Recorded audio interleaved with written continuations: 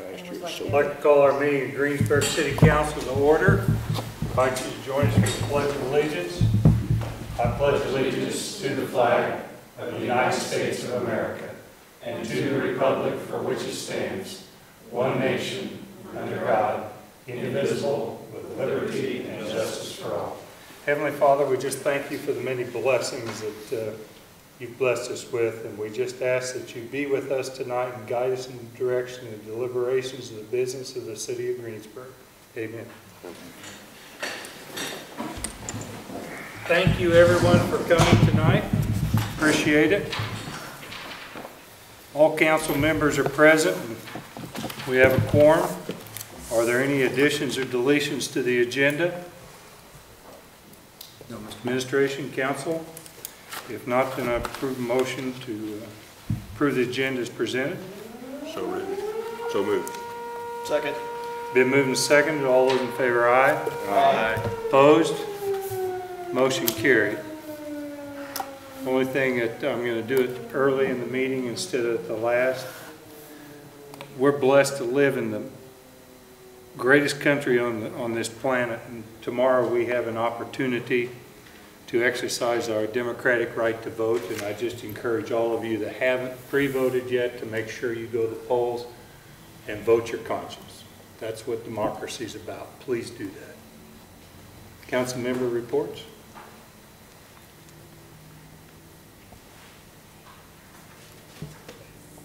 City Administrator comments. Yes, Mr. Mayor, I have a few items.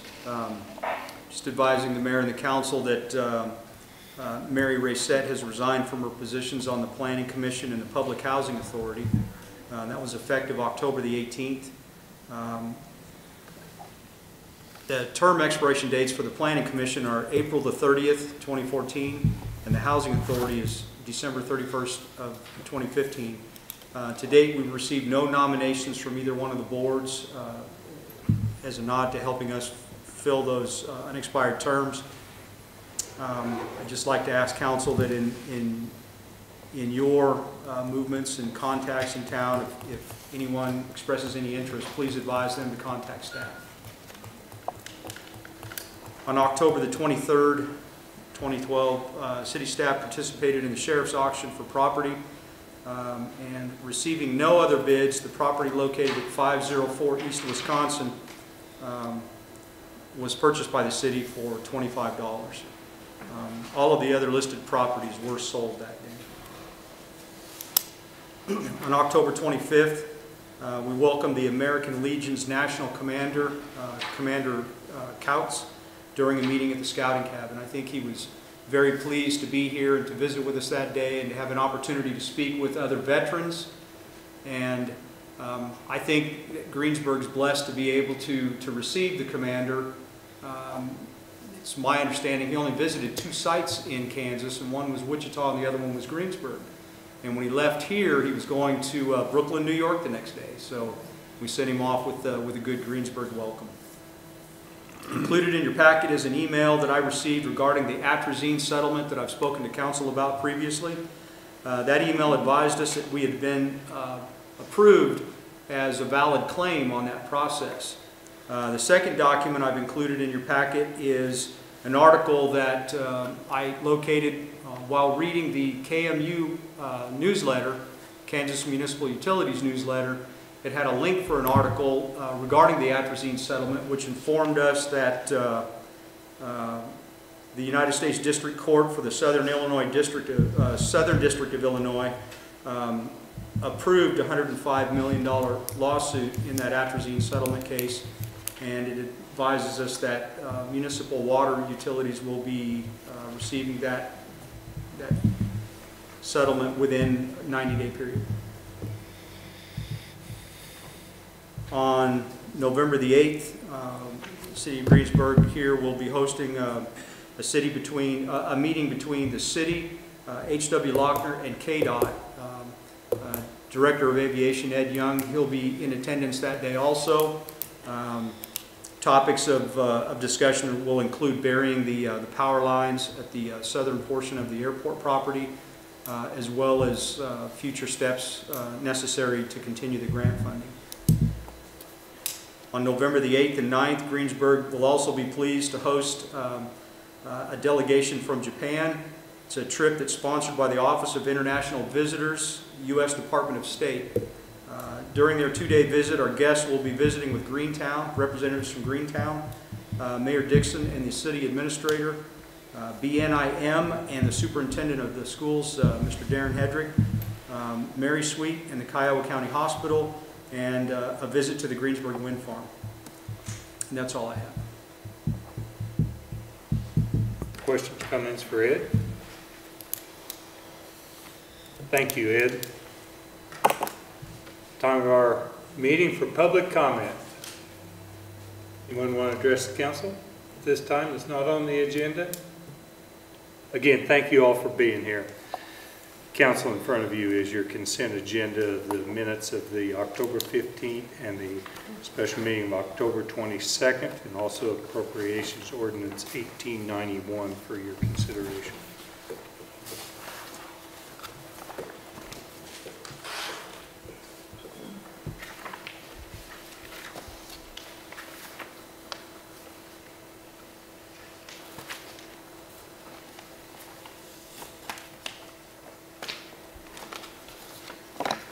I move that we accept the minutes of the last meeting on October 15th and October 22nd, and also ordinance number 1891. Second. Been moved and seconded. Any other discussion? All those in favor, aye. Aye. Opposed, same sign. Motion carried. Council, at this time we have Mike Kelsey with PEC and Tyler Pieski. Tyler, of course, you've met before working on our water project. And guys, we'll turn the meeting over to you. Well, I'll start. I'm Mike Kelsey. I'm with PEC. I'm the in charge of the municipal engineering division at PEC, and I'm a principal. And you guys already, I won't even introduce Tyler to you because you already know him.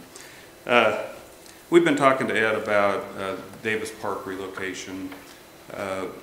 Part of that for the KDOT realignment of the highway, and we started talking about the things that KDOT needed. KDOT, I guess they're kind of needing the city to move forward with determining the costs of replacement of the items in the park. So we put together a work order, and I figured I would just kind of go through the work order. Does everyone have a copy of the work order? Yes, we do. Okay.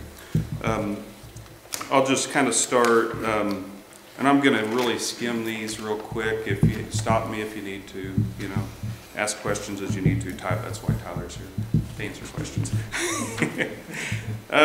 So we'd start the project off with a kickoff meeting and coordination meeting, and basically define everything that needs to be done. The big part of that in part one is getting to the KDOT valuation inventory, which is basically assigning a cost to the items that are in the park to see how much funding we could get through KDOT. From there, we know that the school district's going to have probably quite a bit of input on what they would want in the park, you know, baseball fields, whatever, soccer fields, whatever. So the second step would probably be to get with them, discuss options of, you know, what they would like to see with the park, and maybe get some funding, if there's any potential funding through them that we could get. Let's see, slow me down if you need to. Okay. Now, part three, we actually, at PEC, we actually have a couple planners on staff. And one of the things that they recommended was getting community involvement. Now that could be at the council level, or that could be having public meetings.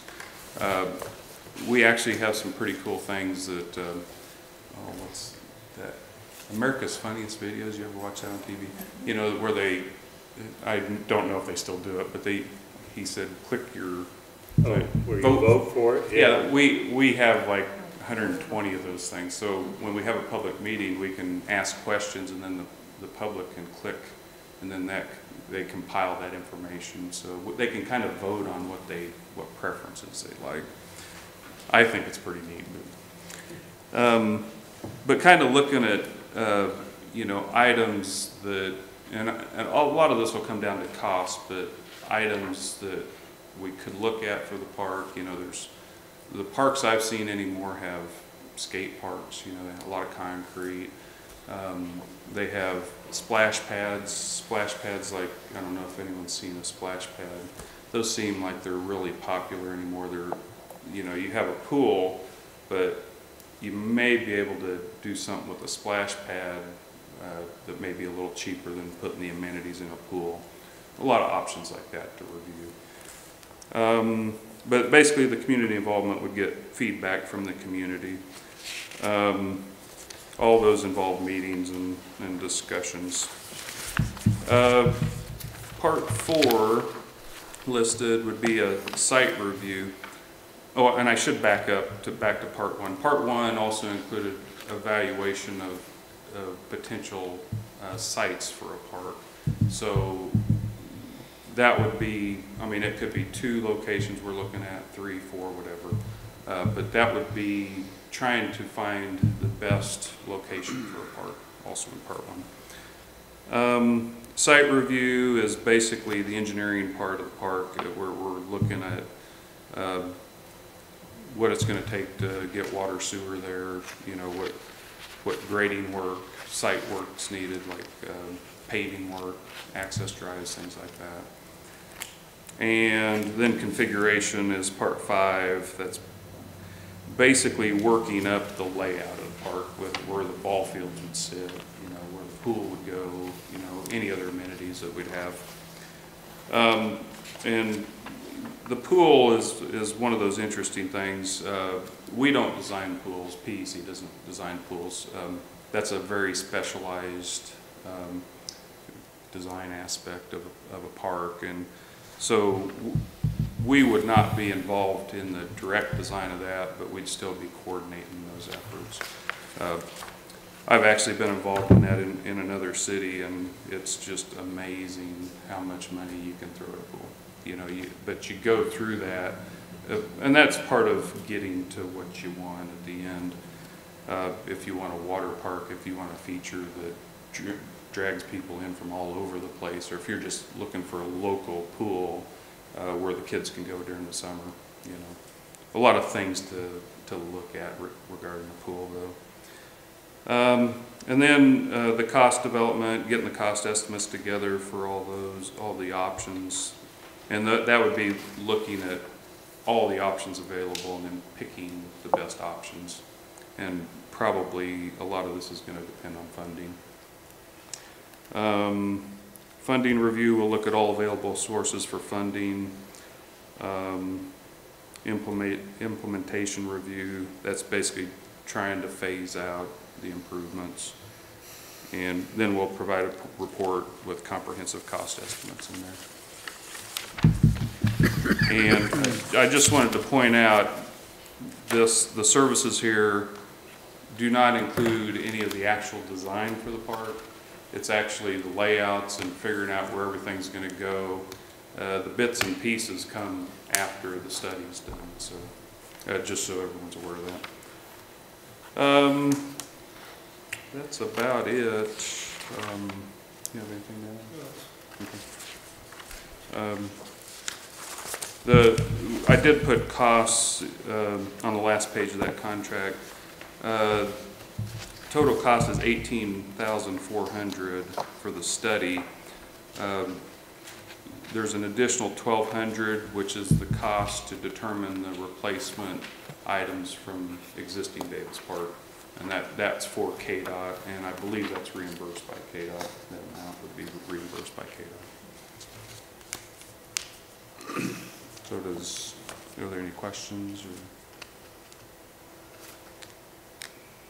So the 1,200 is just a third-party verification of their inventory? Yeah. And including their inventory, are you taking their inventory and putting cost on it? We would Do you go out and physically inventory and compare to make sure they've included everything? I'll let Tyler talk. to a degree. I mean, we know what's basically in the park. Right, but I mean, is that part of that? That's all I'm saying is, by independent third party, it's more than just taking their information. I think if we're gonna have a third party do it, we need to verify also that their inventory is accurate. I'll answer it, yes. Yeah, Yeah, we will. that they didn't miss a ball diamond or a Right, swimming pool. or a water well or Yeah. something like that, that's kind of big, yeah. Big things. I'm not trying to be difficult.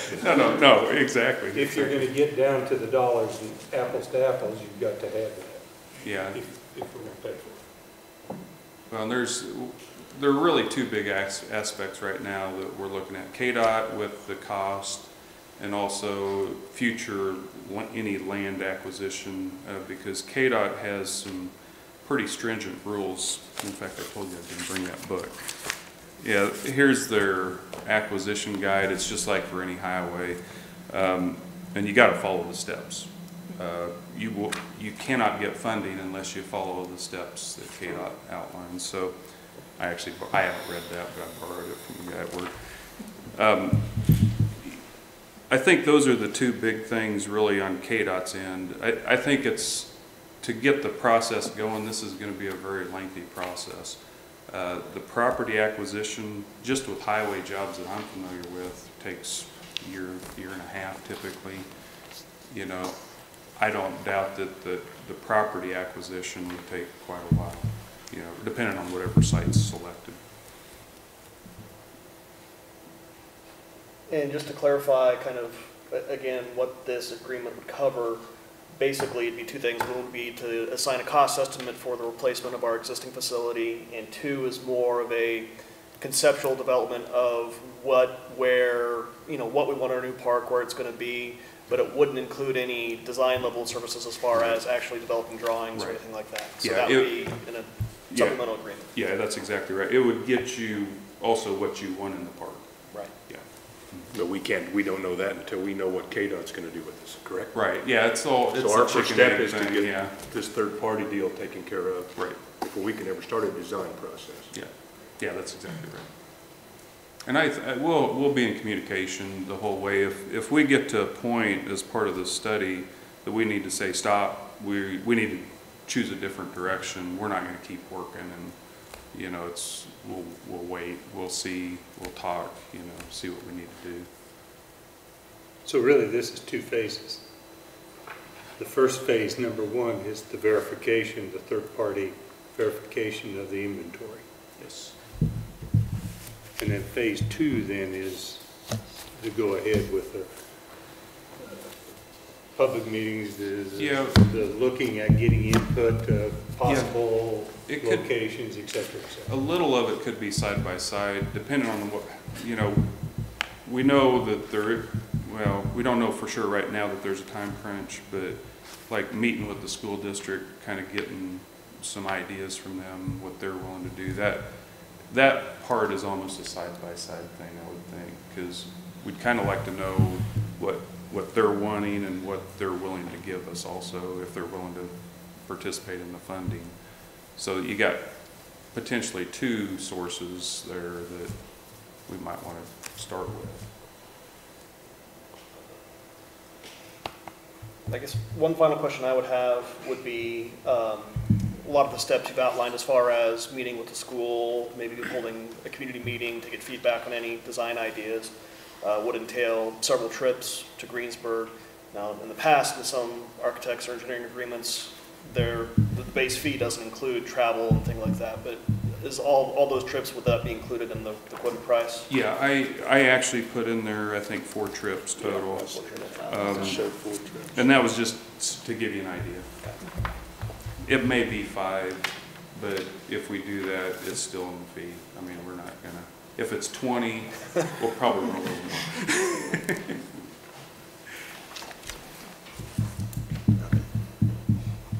So now we pick a engineering firm to do this third-party study, or what do we do?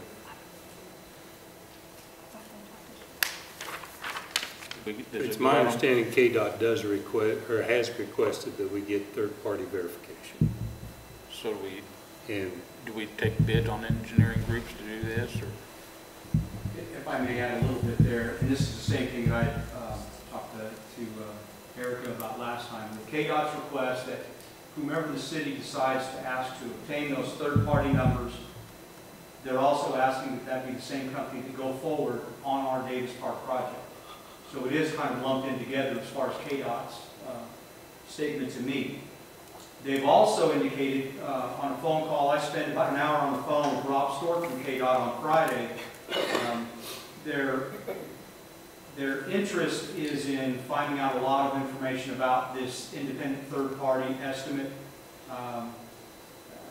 As a background piece to that, they've clarified yet again that if there are no federal monies being used for Davis Park project, then the city does not have to send anything out to bid. The city could if we chose to. The city could go strictly with our city-appointed engineer, but without federal money being involved in this, there's no requirement to put it out to a bid. So I hope that specifically answers that question. In addition to that, KDOT wanted to make sure that council understood that on this $1,200 fee to obtain those independent third-party numbers, KDOT has questions that they're going to work. I've told them I don't have a problem with this. They're going to work directly with PEC to discover, if you will, what kind of appraisal method that PEC will be using to come up with those numbers. I guess they want to know how you arrive at whatever number you come up with. Having said that, Mr. Stork's comment to me was, how will council perceive it if we want a more thorough examination of the independent third-party number, and we're requesting PEC to do more than the scope of this $1,200? Will council be okay with us requesting more, and now that bill is $2,000 or $2,200, or if it goes up from here at all? And I, based on my limited experience with a project of this scope at this point, I've told them it's my understanding that we would have to have an amendment to this work order in front of council to approve that expenditure if it's increased from what's been approved today. And please correct me if I'm wrong, but that to me signifies that KDOT's saying that they want to have very valid third-party numbers. If they've even suggested that if the scope isn't adequate, they want it increased or made more stringent to come up with some good valid numbers. So provided just for the background for my conversation with Rob Stork on Friday. But that could happen with any engineering group. Certainly, in any project, at any stage, but it's such a small amount, really, that it made me feel good that KDOT is appreciative of, number one, I've shared this document with Mr. Stork, and he's very excited about the scope that this calls for. He likes it, but he really questioned the amount of $1,200, and now he wants to contact PEC directly to see if everything is okay on that scope of how those appraisal numbers will be arrived on and shared with KDOT. And we have had discussions with Rob Stork already, and actually I had it scheduled to have a telephone conversation tomorrow with him to answer a little bit more of his questions, assuming that everything went in that direction. So, and I'm actually just a couple blocks away from him if I needed to meet with him in person. So. Actually, what choice do we have if they want to increase that a little bit? I mean, if that's what the information that they're requiring on this appraisal deal, then, and they're not going to move forward until they have that additional information, where does that leave us? We're pretty much... It is a reimbursement, but if they want to demand a more in-depth study that carries with it a higher fee, we're required to go along with it. You're exactly right. But we'll need to take action there so we have it in the minutes to get the reimbursement for it. Exactly. Right. See what I mean? Yeah. Right. And the Yeah, study, that's the point, exactly. Yeah.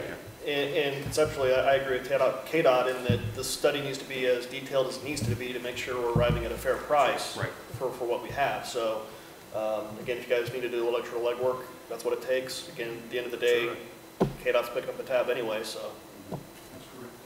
And this would mean you were working for us, not KDOT, right? Yeah, we're working for you. We're not working for KDOT. Yeah. We know. Just a little humor. I better write that down. You can write that down.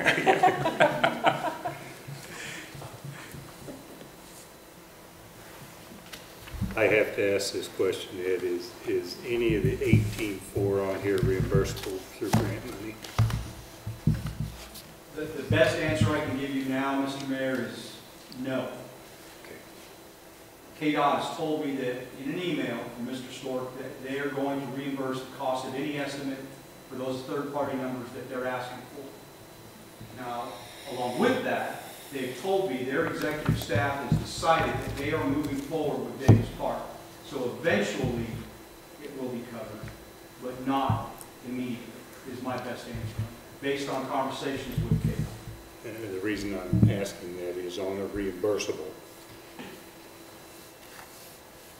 I kind of like it in writing that they're going to do that. You know, that that's going to be covered through the grant money. And I just know in our dealings with governmental agencies, they kind of like to have a pretty good paper trail of things on that.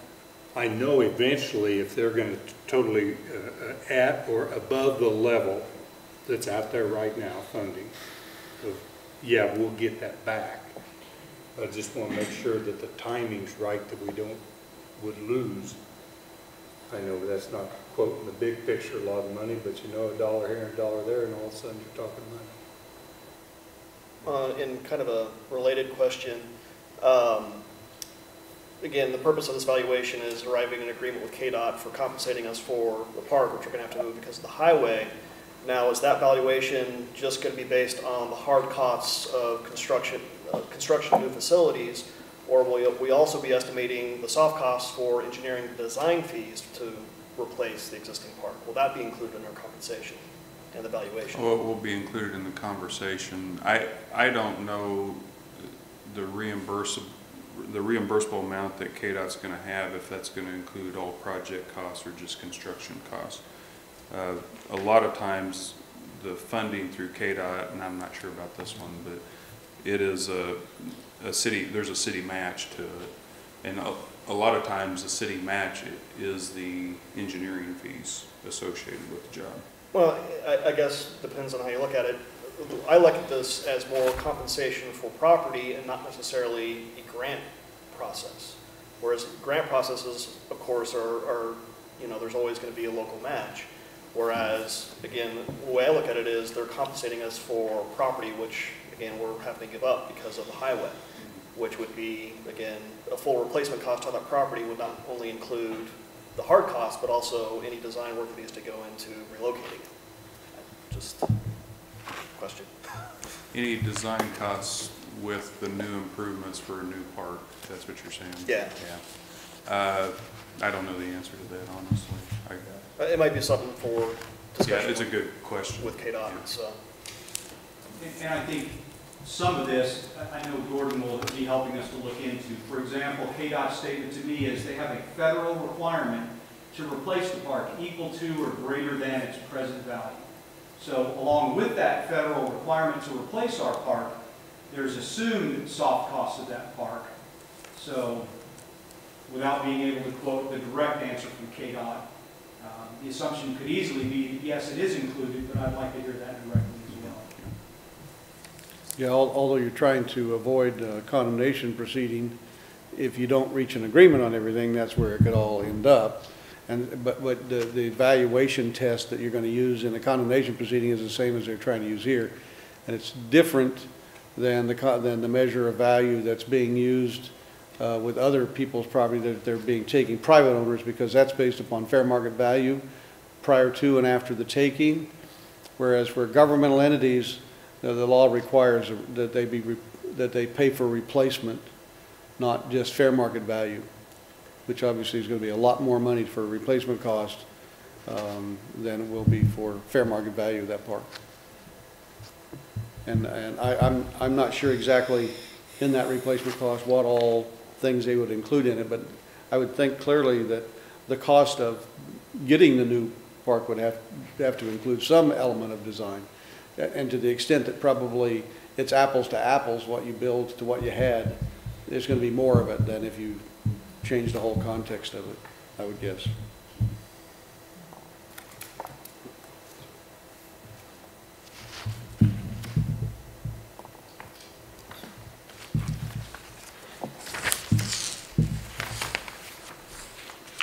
Questions on the work order, council, to either Mike, Tyler, or Ed? Any discussion amongst yourselves?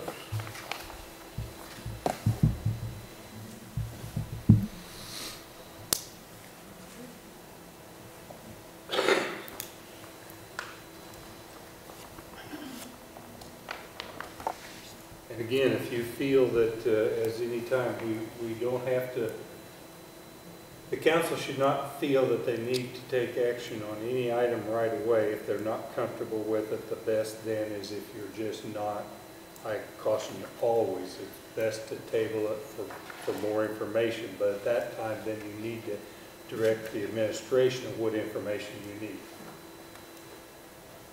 But if you're ready for action, that's fine too. I'm just throwing that out. It got silent there. I think I'm ready to take action on it.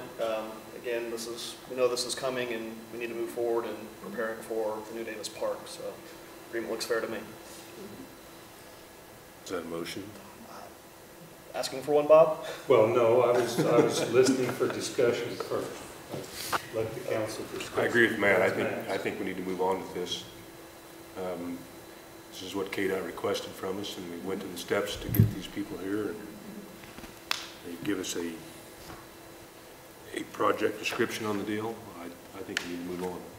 I would agree with that.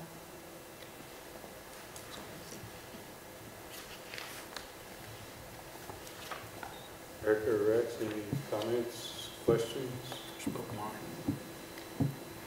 I spoke mine, so. Okay. I'd make a motion then that we approve this proposal for engineering services PEC on the Davis Park relocation. Second. It's been moved and seconded. Any other discussion? All those in favor, aye. Aye. Opposed? Aye. Motion carried 4-1. Thank you. Thank you, gentlemen.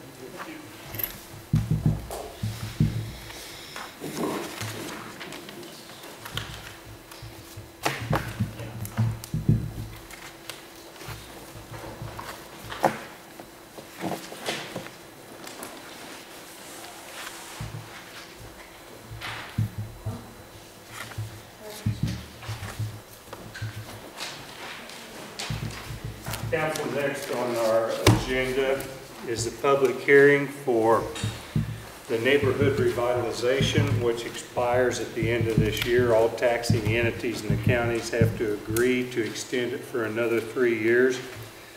That interlocal agreement on the Revite plan allows anything over $5,000. I think you're all aware of it on the tax rebate program signed up before. It's also something that is good for the county on economic development, and we've done this for the last 10 years or 15 probably that's been in effect. So anyway, I'd just like to open public hearing for any comments from the public on the City of Greensburg being a participant in the neighborhood revitalization. Any public comments?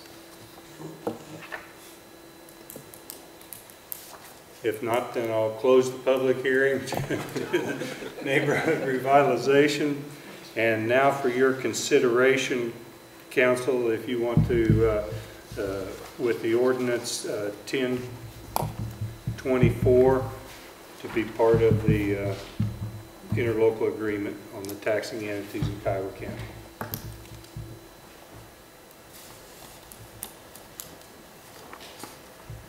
Ed, did you have any input or comment on that?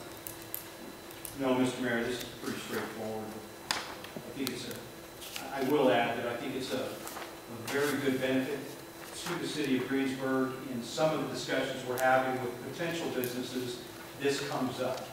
And having this as an economic development tool is a good boon for our community. You have to wonder in the past if it's put the county in a bind, takes so much money to run the county, and I know a lot of it depends on our property taxes.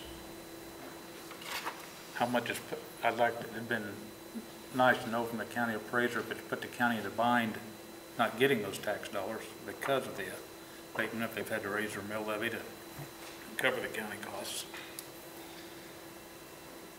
Good question.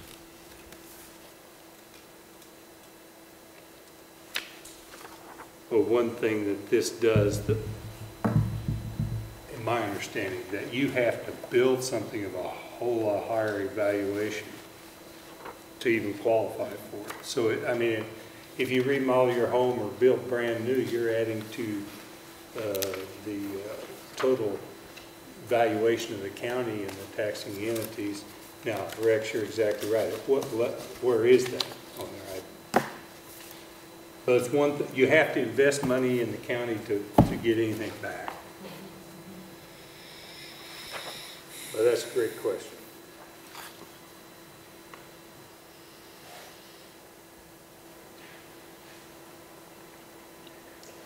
I would make a motion that we approve ordinance number 1024, extending our participation in the neighborhood revitalization program.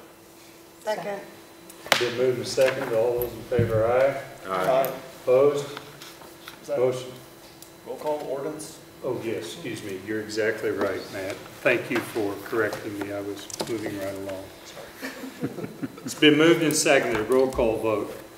Councilman Chris Yes. Trummell. Yes. Youngman. Yes. Goodman. Yes. Butler. Yes. Motion carried.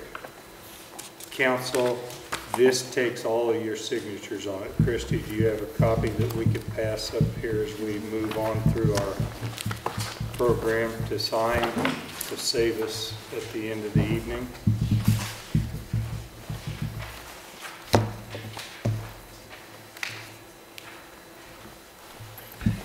Next on the agenda is, they're getting at, is you've had a chance to review the ordinance 1025 on the vacant portion of North Oak there west, or straight down Oak Street here at the co-op area.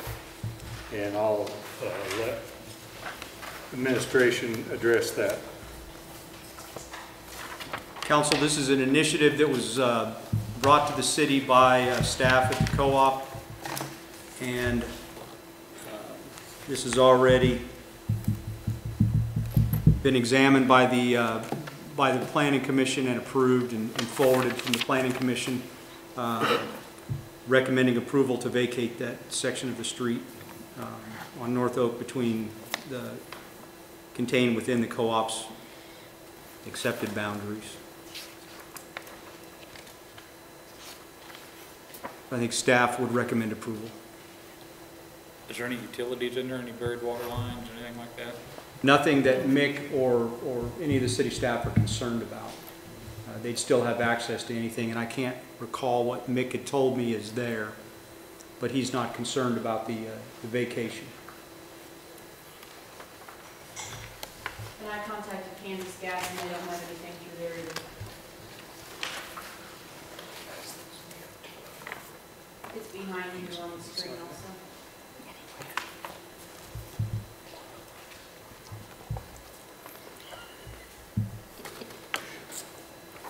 I would move that we approve ordinance number 1025, vacating a portion of North Oak Street and utility easements between Ohio Avenue and the northern right-of-way line of the Union Pacific Railroad. Second. Been moved and seconded. Any other discussion? Ordinance roll call vote 1025. Councilman Butler? Aye. Goodman? Yes. Youngman? Yes. Trummell? Yes. Christensen? Yes. Motion carried. Ed, I'll turn item D over to you. Council, I was approached recently by Mr. Chad Poor, who requested an opportunity to present to council a product that will kill germs in public traffic areas, public foot traffic areas, inside buildings, improve the health of city staff. and I know Chad will get more in-depth on this, but he had an opportunity recently to come by here to test some of the door handles, the public contact counter at Selena's desk, some areas inside the city building, additional areas. What he's able to show me is that there's a high germ count on this testing, and then he applies the antimicrobial, and the germ count goes way down, and it lasts a good long time. It's my understanding the school is quite interested in this. The hospital is being contacted, and I think they have an interest. I'd like to introduce Chad Poor and let him tell you about the sterile doctor. I'm going to put on my number 12 hat. I have my 12th different hat on today. One, thank you guys for letting me come in. And I appreciate Ed taking time to visit with us and this and that, and I have some handouts for you at the end. But a lot of people don't know, but in addition to doing my EMS job here and being part of Rotary, I am part of my own business. That company is, we have some slides behind you. For the drop down thing here too. But I do have a company with a partner, Clay Cox, and it's called GermMD Antimicrobial Solutions. And obviously, my healthcare background is kind of what led us into this, and just doing some research for even our own department sometime is what allowed me to look at different products and see some different things. So this is a newer venture and newer product that we're dealing with, but we are in conversations. We're actually presenting, we've met with Darren multiple times. We're presenting to the school board next Monday night. The hospital, unfortunately, we can't really do anything with, conflict of interest, hospital employees, so, which is, you know, I understand that. But part of the time I know we're a small community, and if we look at conflict of interest all the time, then we'd have other things. But anyways, I've got a quick presentation for you to slide through and give you a background on what we do and what we're kind of looking at with you guys. So, so basically what GermMD, that's our company, what we do is we specialize in antimicrobial solutions. And so when we talk about antimicrobials, we're really looking at microbes. And not to get too in-depth, but you guys will understand some of these. And we're basically talking about bacteria, viruses, fungi, algae, mold type stuff. So, you know, MRSA is probably one of the biggest bacteria that we're hearing about nowadays. Viruses, your things, your flus, your colds, all that kind of stuff. Fungi like ringworm, and algae is actually, yeast is actually an algae. So those are kind of things that we're talking about when we talk about an antimicrobial. It's looking at those various different microbes and stuff. So why are antimicrobials important? And it's simple to prevent cross-contamination. Cross-contamination basically means the spread of these microbes. So how do we get sick? We get sick from cross-contamination. Somebody has a cold and they sneeze and they're in our vicinity, or we get it on us, we end up getting a cold. That's cross-contamination. Other ways cross-contamination is spread is if I have something on my hand, for instance like E. coli, and I go and touch a surface or grab a door, and somebody behind me comes through and touches the same surface or grabs a door, they potentially are going to catch that E. coli, and it's going to be spreaded in. So what we try and do is help limit cross-contamination. That's what antimicrobials do. They basically damage the microbes, they kill the microbes, and try and prevent that cross-contamination so you can keep illness and stuff like that down. One of the big ones, just to give you a little bit of information on it, but it's the MRSA. There was a Princeton University study that had found a 90% increase from 1999 to 2009. You're seeing a lot more of it, especially in healthcare facilities is one of the bigger places. You can find reports out of the UK of 23 infants that caught it here in the last couple of months in an ICU. So it's out there. It's something that we're starting to see more and more. And there's ways that we can prevent it and take care of it. And one of the issues with MRSA is that it's actually resistant to antibiotics. And so it's difficult, a little bit more difficult to treat than some of your other bacteria. So the cost can range between $3,000 and $36,000 to actually treat somebody that has caught that. One example, and this is just one of many, but one example that I know of an agency that actually had a MRSA outbreak is the Emporia Fire Department. Here about 5, 6, 7 years ago, they actually had a MRSA outbreak in one of their fire stations. And ultimately what they ended up doing was getting rid of all the recliners, getting rid of some other stuff in the station, having a lot of disinfecting going on, and spending a lot of money to take care of the facility. Plus, they also had 5 or 6 firemen that had ended up contracting it and have had continual ongoing issues that they've dealt with over time with that as well. So, because of that, our belief at GermMD is that it's important to take a proactive step and try and get preventative measures in place. So what do? As we said, we provide antimicrobial solutions, and the whole goal is to keep microbe levels in a safe area.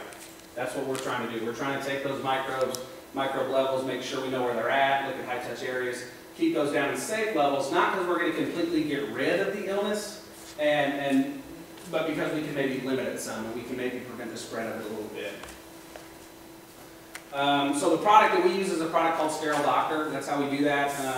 It's a nanotechnology stuff. You can read some of the slides up there. But the big thing is that the product is sprayed onto the surface and actually becomes part of the substrate of that surface. And then what it eventually does is there's an electrical charge with it. So as microbes come in contact with that surface, whether through your hand, whether sneezing, this and that, this or that, however it comes in contact, it'll actually kind of pull those microbes, because that electrical charge, it'll pull the microbes on, and as you can see up there, it has little spikes that actually puncture the microbe and actually disembowel it. We will not say that we kill it, we disembowel it. Maybe because some people think that sounds cooler. But it does disembowel it. A couple things of note that I think are very important. One, it's beneficial for here because it is a natural and green product. The guys that make the Sterile Doctor product, they'll tell you he's drinking. You know, it takes a lot of gallons to be able to do him harm, just as much as it would take if you were to drink too much water. You can drink a lot of water and have issues as well. So, it is EPA registered. One thing important about that is there's different processes with the EPA, but when something is EPA registered, that means it's actually went through the testing processes from the EPA, and it actually does what the product says that it's going to do. So that's very important when a product's EPA registered. You can have other products that will say they're EPA certified, and all EPA certified really means is that they went out and the EPA said this is really what it needs to do, and they said, okay, our product does that, so we're good. We're EPA certified. But EPA registered means you actually went through testing processes with the EPA, and they've actually approved that stuff. So some of the customers that actually use Sterile Doctor, these are some of the high-profile customers. Chicago White Sox use it in a lot of their training facilities for their athletes. They don't want them to become ill over time. The Arizona Diamondbacks, the University of Notre Dame uses it. A lot of these places will use it in their internal facilities a lot because of the amount of investment that they have in their athletes, their staff that take care of the athletes, and all of those things. So, the reality is, before we get to the testing process, any of us that are around people at all, we know that there are a lot of different types of people. There are some that take 3, 4, 5, 6 showers a day. There are some that if they have a shower a year, we're probably thinking that's a good thing. People, and I don't mean this to be rude to people, but people are gross. We are. We do things that sometimes we don't even think we're doing. And it's that kind of stuff that actually contaminates other surfaces, and that's how we get that cross-contamination. And so we can do a lot of things. We can wash our own hands, but we can't go around and make sure everybody else is washing their hands.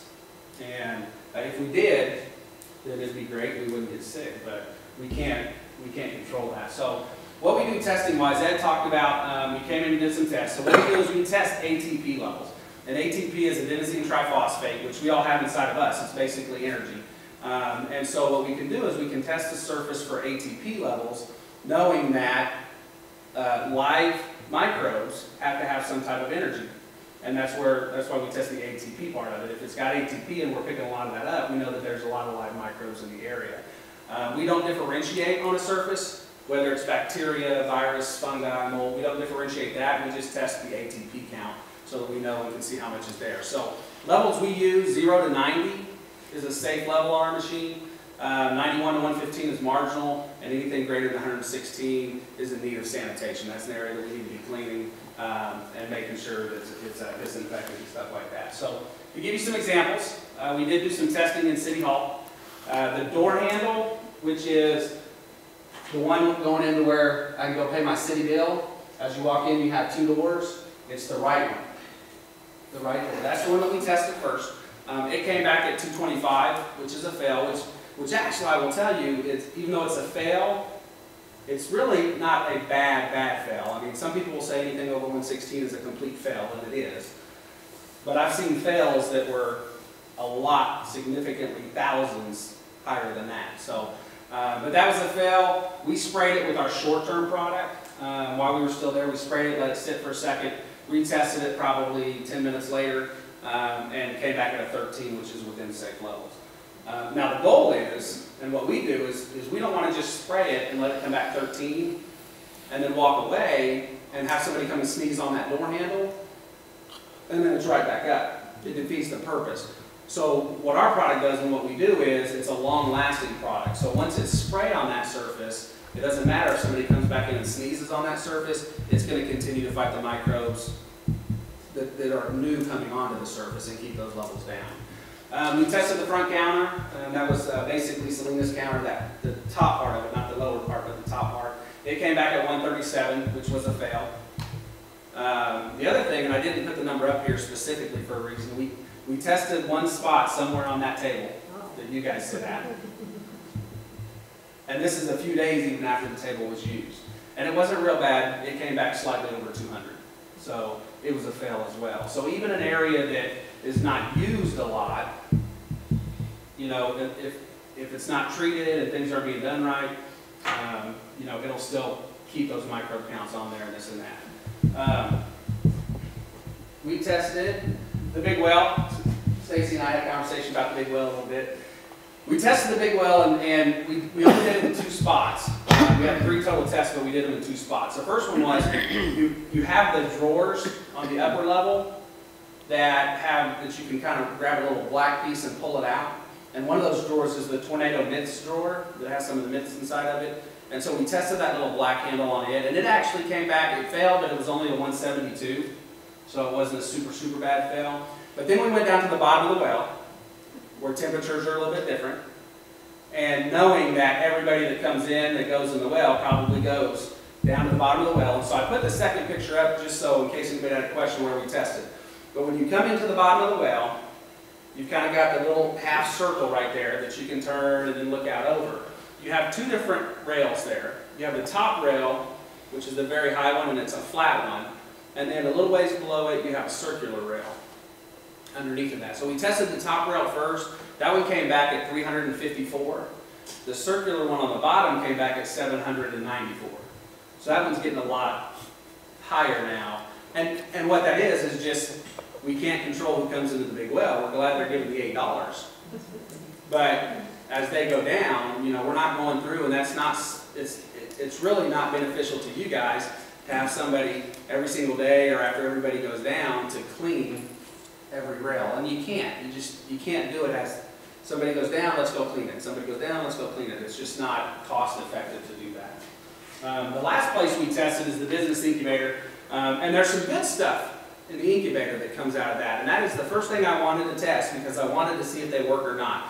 If you go into the bathroom upstairs, and I'm sure there's somewhere else in this community, there's the little green sleeve or the little green piece on the flush handle. I don't know if any of you guys have seen that. Nobody? It's an actual antimicrobial covering that's on the handle for the toilet. It's supposed to do the same thing that we're talking about here. The good news is it's obviously working because the count was only 8. So that handle on the toilet upstairs passes the test because it's keeping the microbe level count down. The door on the east, so it would be the farther one to the north. There's a single door there on the east side of the building. And the inside of that door that you would push to go out, we tested that as well, and it came back 184. So basically, we had 1 test site out of 3 in this building, 3 in the big well, and then 2 in the incubator that failed what would be the safe levels of microbes. Now the next question becomes, well then how come everybody's not sick all the time? And a lot of that's because our bodies, you know, we're able to fight a lot of different things. The problem is everybody will say that, you know, it doesn't happen to us. It never happens to us. It never happens to us until it happens to us. The tornado will never hit us until the tornado hits us. Same thing with any of these types of diseases or spreads. We will never have a MRSA outbreak in the big well until there's a MRSA outbreak, and then we're dealing with the aftermath of that. and any publicity that comes from that. That's not to say that you're going to have one, but that's the approach that we take. That's why we're big into the preventative stuff. So what do the test results mean? It means that you guys have an opportunity for increased protection. First and foremost to your employees. You have a lot of employees that are in and out of the facilities all day long. What we do know is that a lot more people come to work sick nowadays because they're afraid to lose their job and because they need the money. I see it in the hospital where we have sick people. We have people that come to work sick because, oh, maybe I'll have an easy day today and I can still get paid and save my sick day. But what's interesting is that we want to keep our sick day counts low if we're paying people for sick days. A European study showed that people aren't using as many sick days as they used to. That in 1993, the average people over there, they were using 7.2 sick days. In 2012, it was 4.5. So there's opportunities there to protect your employees. There's opportunity to protect customers and visitors as well. You also have opportunity for financial savings. Obviously, with employees, if they're sick, you're paying sick time out. Fortunately, I don't believe you guys have to worry a lot about overtime or bringing extra people in. But I know there are some times where maybe you don't have enough people to complete a job that needed to be done right now because something happened today, and you might be paying a little bit of overtime out with that. So we still have the opportunity to decrease legitimate sick days even more. More importantly, we have the opportunity to maybe decrease things that our employees are taking home to their families, and their families getting sick, and so now they got to stay home from that. And you have the opportunity to decrease any type of work comp that may come if somebody were to catch something. And I'm sure, I know I've had people in our department and industry that catch stuff, but it never goes anywhere. A lot of times they don't want anybody to know or this and that, but we can maybe limit some work comp type stuff. The other big thing is what would happen if you did have a MRSA outbreak or an E. coli outbreak or any kind of an outbreak that was documented back to one of your facilities. With that, you're going to have huge losses and potential lawsuits from that, but more importantly, you're going to have huge losses in trying to market that we've taken the necessary steps to correct this. It won't happen. Please come and visit us still. We're still a safe place. And all that. So there's some opportunities with that. And the last thing is there's opportunity for increased exposure because now, if this is something you're interested in, you can go out and market that this is, not only are we a green community that's doing things right because it's better for the environment, but we're also people that are going to take care of those that work for us, those that are important to us, those that visit us. That's what's, yeah, I love the fact that we're going to take care of our environment, but we got to take care of our people too. And this is going to allow us to do that and take care of our people. So that's a huge marketing benefit to the city to be able to market that we're doing things right. We want to make sure that visitors to the Big Well Museum or the incubator are going to be safe when they come in there. And then there's also joint marketing. We have a lot of marketing things going on our end that we're working with, including some radio and TV stuff. And when we initially approached Ed, Greensburg is the first city we've talked to. Specifically because one, I live in the community, so it's important to me. And two, because with everything going on in Greensburg, people are watching Greensburg, and so it's a great opportunity for us on our end to be able to maybe pull that into our marketing efforts as well, and incorporate you guys in that so that you're getting benefit marketing-wise in marketing that we're doing and paying for. So there's a lot of benefits there with that as well. So the proposal, basically what we have for you guys to think about is we want to look at, the important thing for us is we can come in and spray high-touch areas in your facility and then be done and call it good, and 2 or 3 years come back and sit across from you again and say, hey, we sprayed you 2 or 3 years ago, let's do it again. The reality is you've got some areas that are higher traffic, and you've got some areas that may become abrased. Abrasion is the only thing that will damage our product. Okay, you can go in and clean it with Clorox, this and that and the other, it's not going to damage our product. But if you abrase that surface, it's going to damage the product. So it's very important to us that as we work with businesses or governments or people even in their homes, one of the things that we have really built our business around is that it's about doing what's right and it's about taking care of people. That's the big thing we push. And so in order to do that, what we feel like is that we don't want to come in and just spray and then come back in 2 or 3 years and say, okay, we're here again. Let us spray again, this and that. What we want to do is build that relationship with you guys that allows us to partner so that we can continually take care of you year after year in a way that's affordable to you, not breaking the bank, but that lets us ensure that those accounts stay low over that time. So what we have is a 3-year high-touch service contract plan. Basically what we do is we work with Ed and you know, everybody else like Stacy at the Big Well. And we'll sit down and we'll go in and say, what's the high-touch areas in the city of all the city property? What are those high-touch areas? And we make a priority list of all those areas and we put them down. And we're going to come back in any of those areas that need to be cleaned. As we're getting ready to spray, we're going to go ahead and clean it real quick to spray. But then we would apply our sterile doctor product into all of those areas, high-touch areas, get the protection on it. We would do a 24-point pre and post testing with our ATP monitor, which means there's going to be 12 points that we're going to test ahead of time, like we've already tested some here. We're going to test them before we spray them so that we have those base numbers, and then we're going to test them immediately after. And then after that, we're going to continue a 12-point semi-annual monitoring of those areas. So every 6 months, we're going to come back and we're going to test those over the next 3 years. And we're going to make sure that the microbe count is staying low, because that really ultimately is the goal, to keep the microbe count low. Also, we do have what we call a micro defense team. And basically, that's a group of our partners. As different things happen and even as more partners come on, a lot of people share information. We see that all the time, and so that's kind of a team that's going to be able to share information, help each other out and do that. We guarantee that the areas that we spray are going to keep microbe count levels low. Now what that means is that this room is an example. Okay, so in this room, doors would be sprayed, all of these chairs here that people come in and sit at would be sprayed, this is going to be sprayed, tables, your guys' table, but we're not going to spray all the brick. I mean, we will if that's what you want. A little bit higher price to do all of that, but we're not going to spray all the brick. But the reality is, in the areas that we don't spray, we can't guarantee the microbe's going to stay low. So if people are walking up and touching the front here, you can still have that cross-contamination. But the areas we spray, we're going to guarantee that levels remain low and safe. And then we also have an emergency response team that if you have an outbreak, for instance, or somebody suggests that they contracted something from one of your facilities, we can actually come in, test all the areas we spray, actually test other areas if that's what you want, and then disinfect the whole facility and spray the entire facility.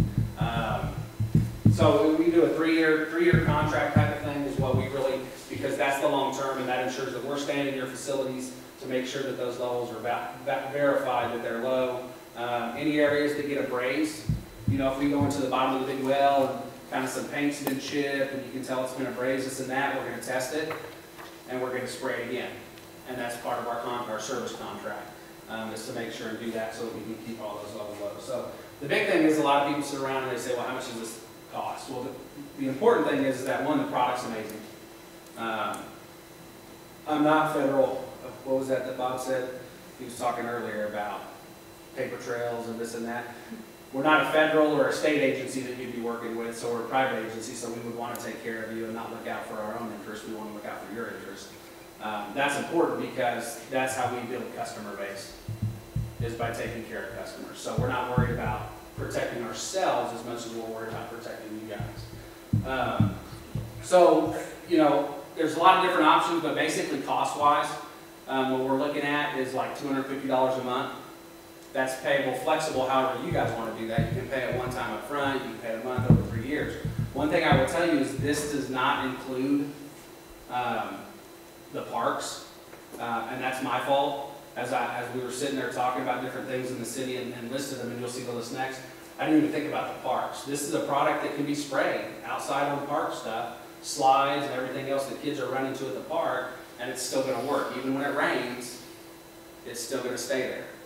The only thing that's going to take it off is the abrasion to the surfaces. So the big thing is, what do you get with that? Well, you guys have, if I remember correctly, in conversations with Ed, you have 4 buildings down, a 5th one going up, which is the water treatment plant. So what that's going to cover is all of the doors in those facilities. It does cover the entire bathroom. The bathroom, we don't just go in and spray parts of it like the door handle. It covers the entire bathroom 8 foot up. So the floors, the walls, everything in the bathroom 8 foot up. Because those are nasty, germy areas. Water fountains, all meeting tables and chairs in any of your facilities, high-touch countertops, any chairs like in waiting rooms, all of the office desks for your city staff. It's going to cover their desk, it's going to cover their chairs. All of your phones, we can actually wipe the product on. Phones, keyboards, and your like computer mouses. But that's actually a 6-month application. So because we don't want to go in and spray those things and damage them, we can actually still wipe it on those things. The efficacy is not as long, but that's included every 6 months. We will come back and wipe down all of the keyboards, all of the phones, the computer mouse, things like that. And the other thing that we didn't talk a lot about, but that's the germs inside of vehicles. You can go online and search and find tons of videos on what's in vehicles. So the 3-year service package also includes all of the city vehicles, complete application inside of the city vehicles as well. Steering wheels, dashboards, seats, all of that kind of stuff as well. Including, and this is totally up to you guys unless you say you wouldn't want it, but when we say all the city vehicles, we're talking about, you know, the street sweeper that Thane uses. Well, what if somebody else uses a street sweeper?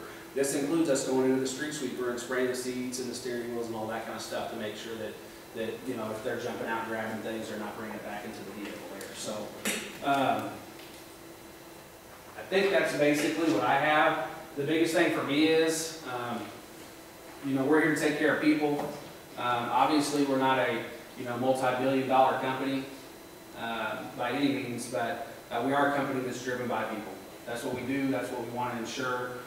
Big thing is we want to ensure the health of people and limit the risk of companies that's potentially out there, because I really do believe that, you know, it can happen to anybody.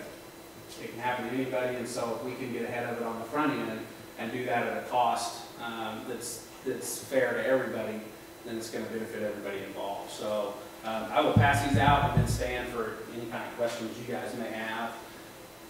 We know the last thing is that we did talk with Ed about this a little bit. This tells you about the sterile doctrine. Well, you'll see in there are some studies that talk about things like shopping cart handles and all those other kind of places like that.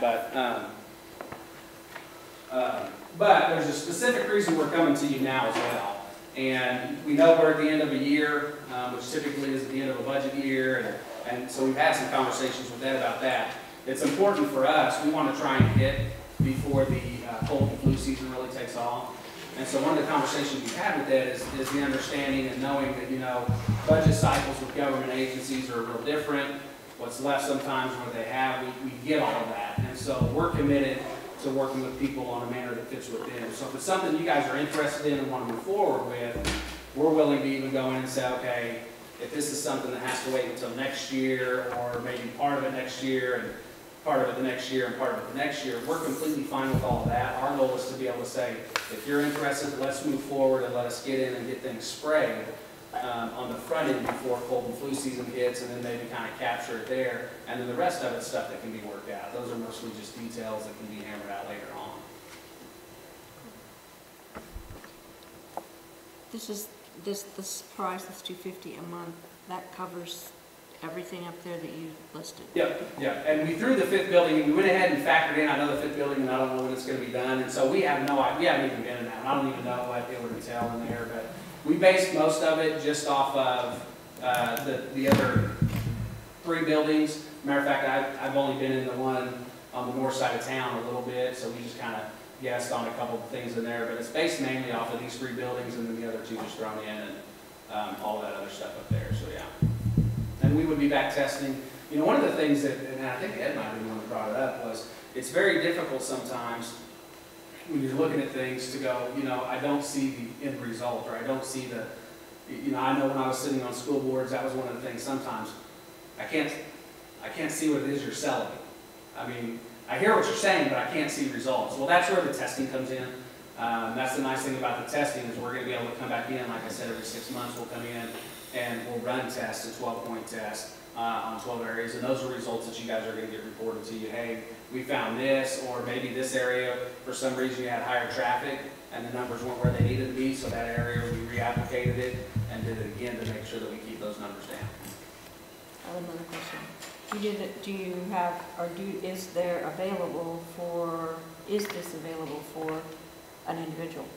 For the little wipes, are those available?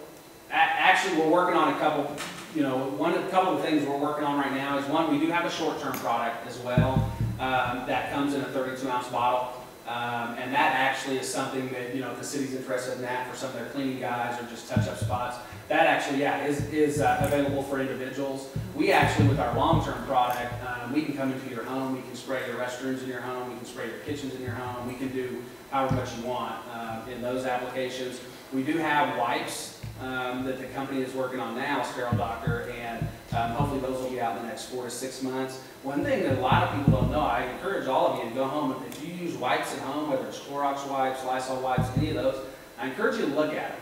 Because on the label that none of us really ever read, most of those are a 2-minute or a 10-minute product. And so what that means is if you're using a 2-minute wipe, for instance, and you take that wipe and you wipe this surface off, and then you walk away and it dries in less than 2 minutes, it didn't do its job. It has to, you have to physically keep the surface wet for 2 minutes in order for it to actually do its job. And so some of them, we have the Lysol wipes at home that they actually will 30 minutes or 30 seconds, they will sterilize. 2 minutes, they will disinfect. So there's a couple of things that, as long as it's wet for 30 seconds, that they'll get rid of. But everything else, it has to be wet for 2 minutes in order for that to actually work. And most people don't know that. So, but yeah, we're getting some wipes that we're working on with that. We also have, one of the things that we just talked about today, I didn't even think about it, but I mentioned it to Clay because I don't remember seeing them. One of the other things is we're looking at another product. You see in hospitals and stuff a lot of time, they have the hand sanitizers on the wall. Well, we're actually working with at least one company now. We're trying to debate. We do a lot of research when we look at products before we bring them in with us, because we want people to truly believe in what we do. We don't want to go out and work with a product and the product fail, and then all of a sudden my name and Clay's name is mud.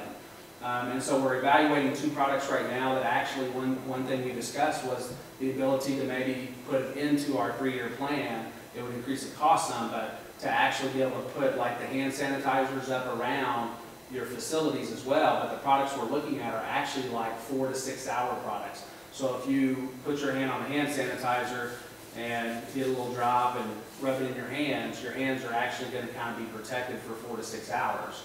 As opposed to what we have a lot of times, especially in hospitals, is it'll kill it right away, and it'll help dry your hands out if you use too much of it, but it's not long term. So we're evaluating some of those as well to see if we want to start looking at those. More from a city or a personal question than the city maybe, but yet it does. You spray this counter where we're at, and I'm touching it and everything. Do I take that with me home? You mean take our product with you home? Does the product stay on my, No. any part of it? No.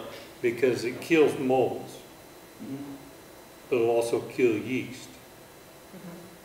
One thing we won't say is I just, you know, do I go home and bake bread and take this and kill the yeast from no, it's not. One thing we won't say, and you will see it in our literature, I won't come out and say that it kills, it disavows. That's because the EPA has all these regulations on how you can use language. But what our product actually does, when it becomes part of the surface, you won't even know.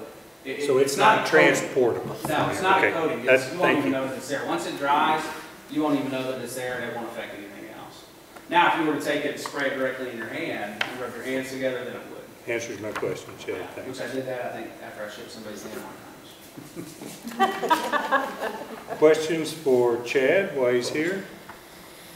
Gives us something to read and contemplate. Absolutely. And if you guys have questions anytime, feel free to give us a holler, and we'll get back in touch with Ed and see if it's something you're interested in. We can look at and go from there. Let me know about the wipes, because I have a daughter-in-law that's crazy about cleaning. Oh, yeah. Give it to her for Christmas. You have 3 types of cleaners out there, I found, and one is the people that don't. And the people that do way, way more than they should with like Clorox that's just not even watered down. And then those of us that kind of do in the middle, so. Thank you, guys. Thank you, Chad. Thanks, Chad. Thanks, Chad. Council, if you do have any questions on that, funnel them through Ed. And we'll, happy reading. Ed, item E. Council, I'm going to turn this over to Stacy. She's going to brief us on on contract for a big well sign at what can commonly be known as the Cook's Meat Corner there. And she can brief you better on this than I can.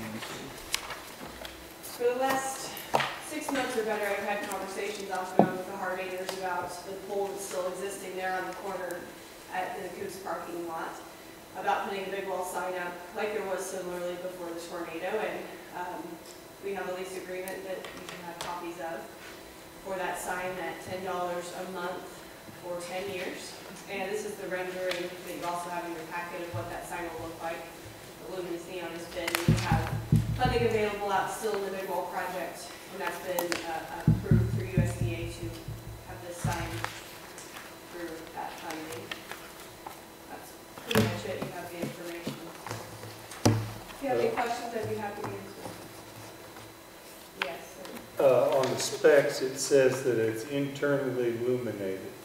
Is that No, correct? it's not. Okay. We had two separate options, and he must have not deleted that. He bid us internally illuminated and not, and we have decided not to, because during our business hours, it's light outside, and it doesn't make sense to spend the extra money if people are not going to be visiting us at nighttime hours. So. But I just wanted to clarify that. Yes, thank you. Because if it was illuminated, then there's some dollar costs. Two separate bids, and he just Electricity. deleted that. Thank you. Thank you, Stacy.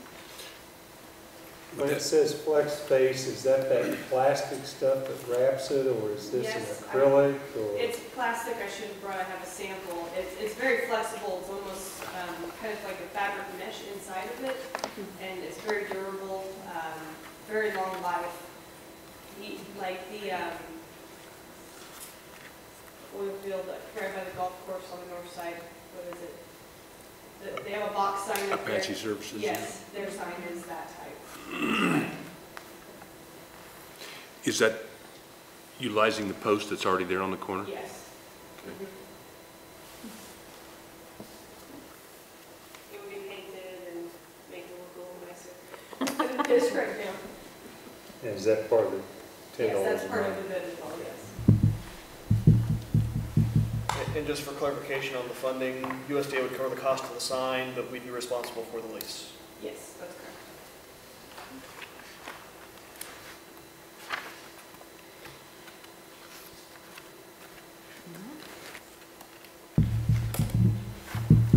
And Gordon's been reviewed the lease and made a couple of suggestions for changes on there, so he has seen it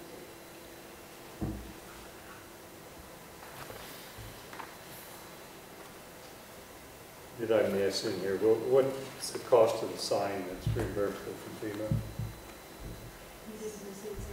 Pardon? It's not in there, you didn't miss it. Okay. Well, 6,600 and some change. but that's not it. That wouldn't come out of our budget, right? That's out of the big Or old the big project well budget. budget. It's out of that Out of project. the project budget, the USDA money. Okay. that we- Correct. USDA grant money or the PVC loan money? USDA grant, the loan money's already spent. Yeah, the remaining USDA funds were Clarify in a there. couple things here. Thank you. Yes.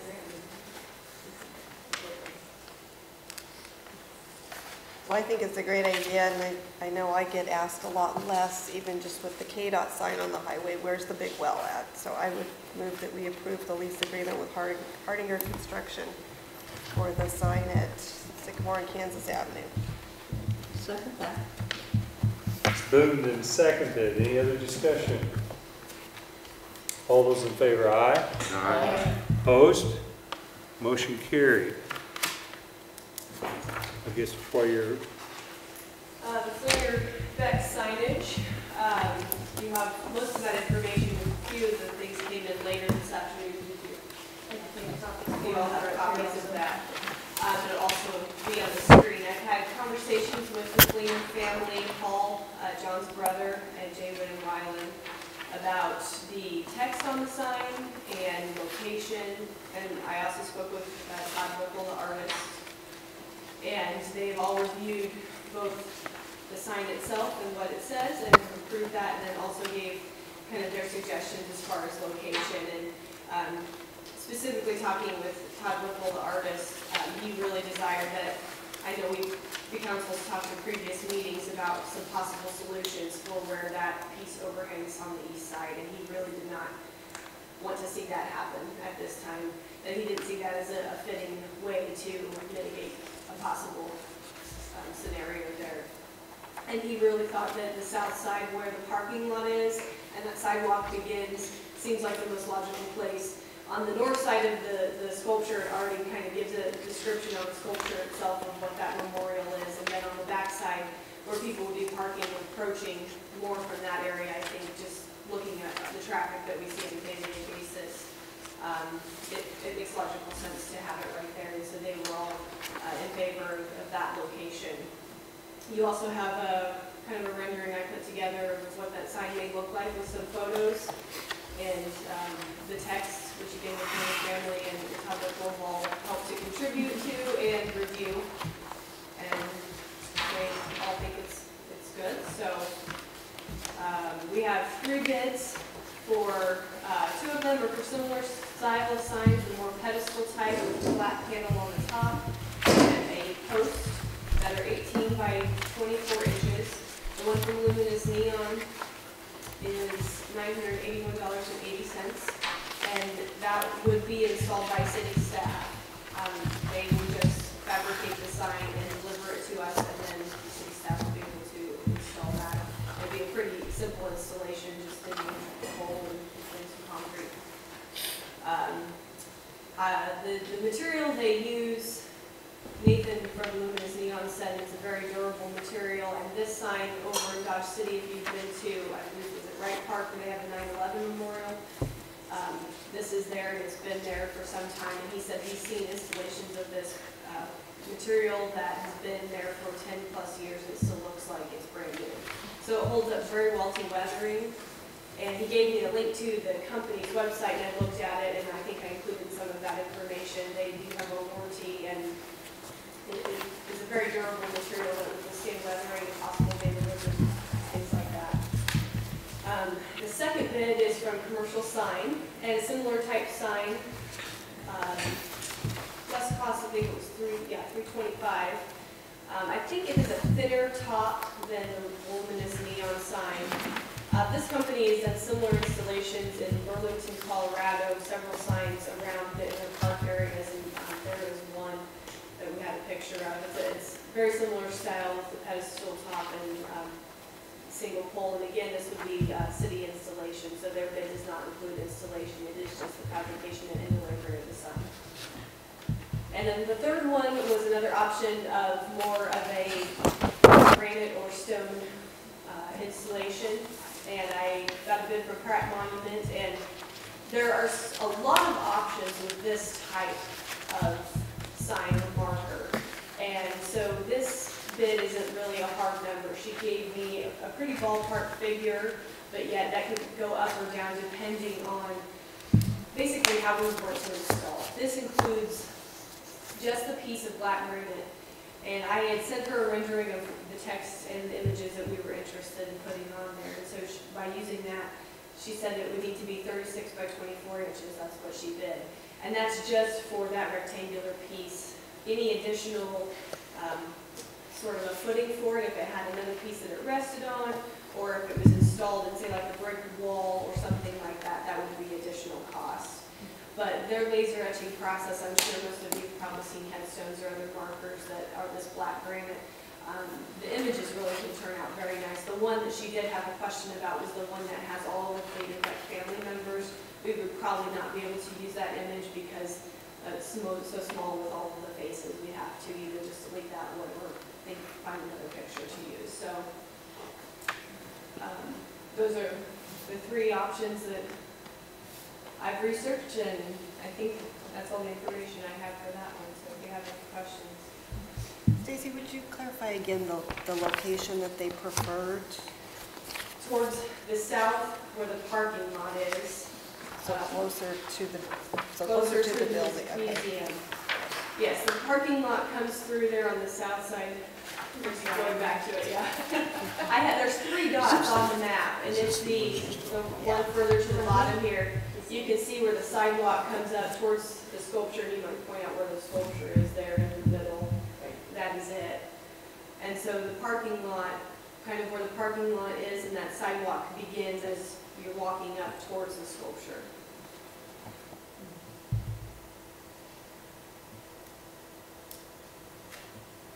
And we'd also talked about an option of, what if we did 2 signs, and what if we did one in the middle of the corner there where that sidewalk starts. But I don't know if it wouldn't necessarily be something we would need to do, because on the front, whatever, front or back, the north side of the sculpture has that description of what it is for.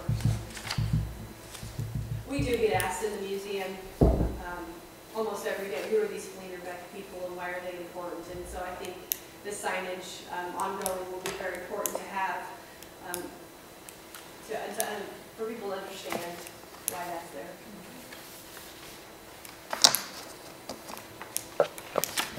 And how much did we have left in the budget to go towards this? No, by the time you take out that, just short of 36,000. We didn't ask USDA on this sign if there was a limit on the dollar amount. We just asked them if they would approve signage for the sculpture, and they said yes. So I don't know. We haven't presented the bids to them. We just asked them if signage is an option for use of funds, and they said yes.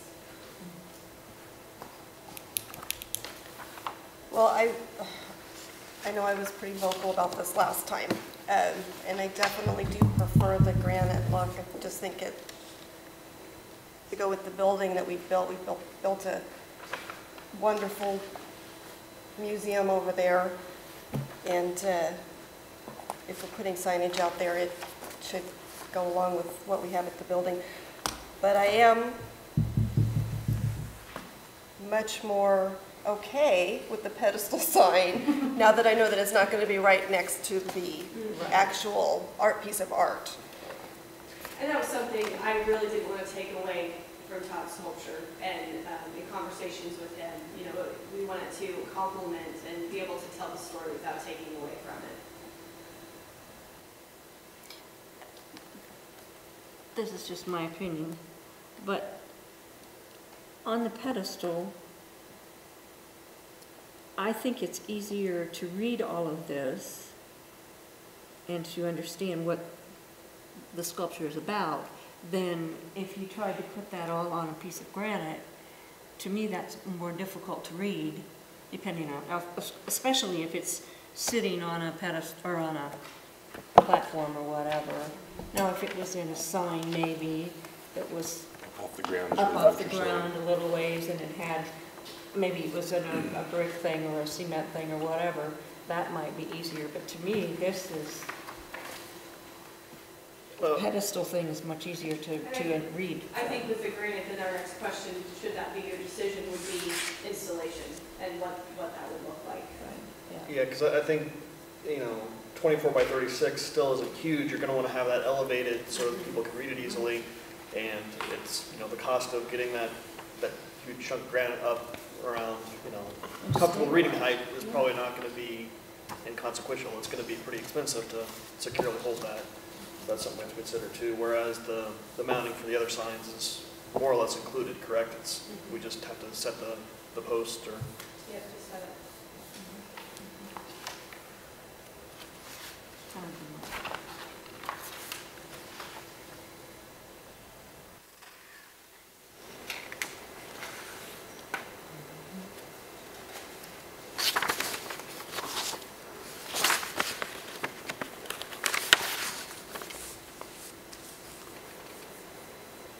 Council, questions, discussion?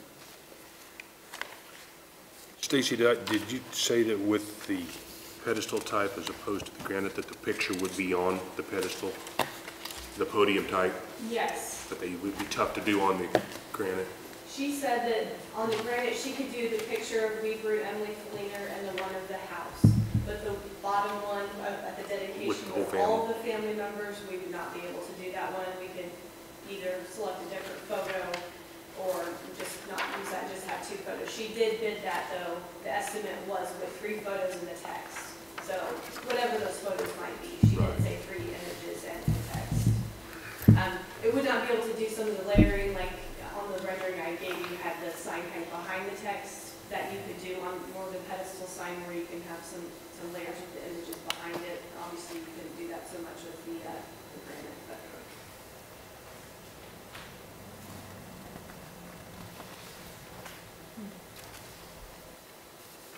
Well, to me, it kind of, you're basically, you're getting what you're paying for. You know, you can go with the 350 and you'll have a nice sign that'll probably last 10 years or more and still be legible, but it'll eventually, I'm assuming, have to be replaced. Or you go with the nicer stone engraved, something that may stand the test of time a little better. But Stacy, you're the artist here. What's your preference? Well, I think we also have to think of the fleeners too as we make this selection, do we not? I mean. Well, they're in kind of the granite business, aren't they? Well, at that point, you don't care, so. Well, whether they're in that business or not. Yeah.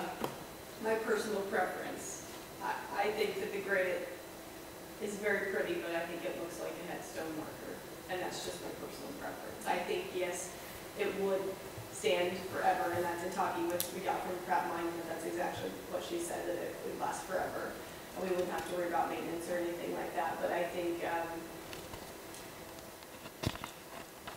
understand what you're saying. We built this great facility and making sure that we spend enough money so this is a quality product, and I totally agree with that. But It would depend on the base on the granite. yeah, and I think that it would also just depend on the And that's going installation. to cost more than you think. Yeah. To I think do we it can right, 'cause spend. I can show you a place where there isn't good bases on them, and now they're.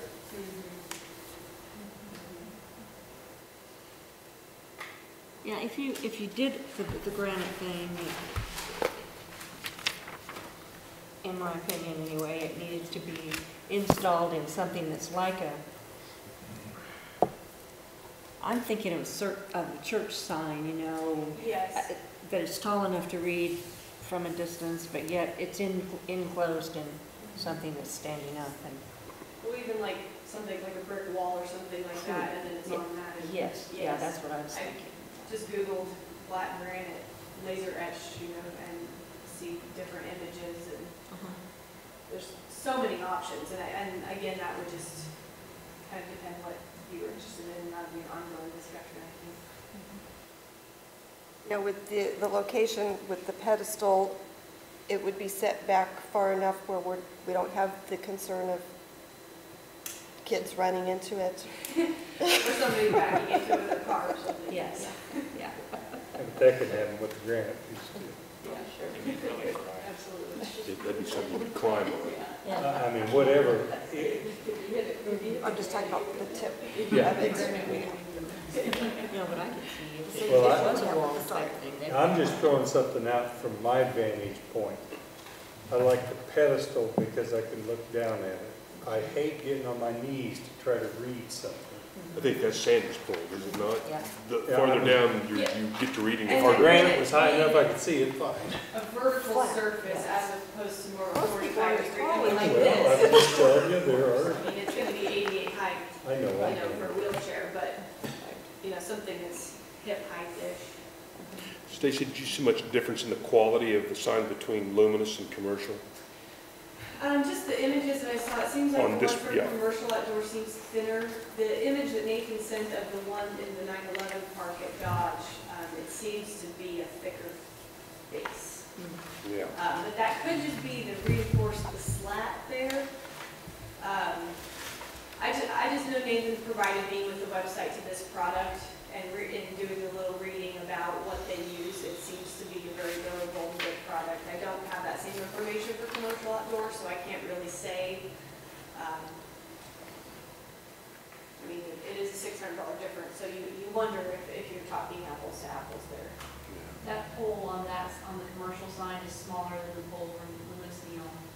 That's That's a 2 2 by 2, inch, and the other one was 4 by 4, yeah. Oh. Does it say, that's a .1 .1 aluminum panel?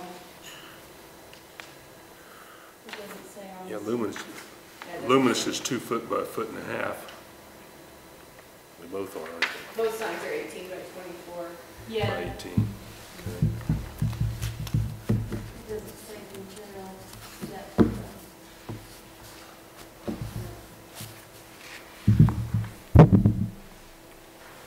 But yes, that base post is more substantial, twice as big for the luminous one. I almost think relative to the sign of the sign itself, the pole almost looks too big, assuming that's the scale. But That's 4 inches. I'm assuming that's. And that depicts a bigger sign. Yes, that is a 30 by 36 sign. This one is. Yeah, I think I agree with Matt, that luminous has got a 4-inch square pole as opposed to a 2-inch. and to me, the 2 That's inch. out of dimension a little bit. Well, yeah, it almost looks like the 2 inch is more proportioned to the Size of the sign, yeah. And again, I don't know if those silhouettes are to scale or not, but it looks almost to me like we're looking like we maybe cheap out on the sign a little bit because we've got a big Huge fat pole post. and a relatively small sign. Well, we can get a bigger sign. I mean. We go with 30 by 36. So That would at be the- another pencil beat. in this, what'd you say, it was 24 by, 1.5 foot by 2 18 foot. by 24. 18 by 24? Is that, are you able to read the lettering clearly at that? I mean, is it big enough to read? I don't know, I would load it up that big. I mean, That's a good question. it may need to be a little It bigger. might need to be bigger. Have to ask what point of font that would be Right. at that size. Yeah. How hard would that be to get for the next meeting? Not difficult at all. Well, council, do you want to see it or not? I'm just trying. Yeah. A bid for a larger size, is that what you're saying? Well, Or to actually to see see what a rendering 18 of by that 24 size. really Correct. looks. Yeah. Yeah. Because this picture of 18 by 24 on a 4-inch pole is not the scale. On a 4 by 4. Yeah. Ain't the scale. I just wouldn't want it to Be able to read and see. yeah, you wouldn't want to be able to, or you wouldn't have to get out a magnifying glass to read Mm-hmm. it if that's what you were putting in front of. And just throwing this out there for assistance, we do have a large format printer in our office that can, I was thinking, where can I print this off? we can do up to 24 by 36. So I think we could do both 18 by 24, and then if you want to do a larger one. So in order to cut printing costs, is there a consensus of this with the 3 pictures to be printed? Yeah, I'm fine with the layout. It just, This? yeah. And maybe just see again, maybe different sizes of signs, and also if they're willing, just the comparative prices from both luminous and commercial on what the For different a sizes larger would be. scale. Yeah. That I like this part. Sound good? Does that give you a little direction, Yes. Ed, Stacy, Christie, on that? And that will also give an opportunity to just verify with USDA for sure that this signage is approved within that budget, even though it is the memorial, not the actual big well. They said they know what we're trying to put signs on. Okay. They're fine with that. Okay, thank you. Stacy, thank you. Ed, you've got item G, my understanding. Yes, sir. Council, last time we had met on this topic, I had been asked to provide additional information to council on job descriptions. What Christy and I have put together are some job descriptions for Chief of Police, Animal Control Officer, Building Inspector, and Code Enforcement Officer or official. I think I want to begin that topic, Council, by clarifying we're not looking at hiring 4 people. What Council had previously approved was to advertise for a consolidated building official, code enforcement officer. To date, I've received 3 applications. No one, interestingly enough, with any building inspector or building official certifications, but we have 3 applications. So that's one person, hopefully, that we would be able to hire, that would be able to do building inspector duties, code enforcement duties, as a part-time employee, certainly not full-time. As a full-time position, a chief of police for the Greensburg Police Department, who would also do animal control duties when that person is on duty, thereby negating the need of the dispatcher or city staff to have to call out an animal control officer. A police officer could certainly do that. I've done that many, many times. It wasn't my favorite job, but it saves expenses for the city if you have someone that's that has the ability and a catch pole to be able to catch an animal at large. For times that an officer is not on duty, whenever that would be, in excess of the officer's 40 hours, sometime over a weekend or sometime over late at night, my best vision would be to have access to somebody that can take some type of animal control call. So that would be that part-time person that we spoke about that would be paid on an on-call basis. They could certainly be controlled on any expenditures, either by the city staff, basically me, or the chief of police could control the numbers of call-outs that an animal control officer is responding to.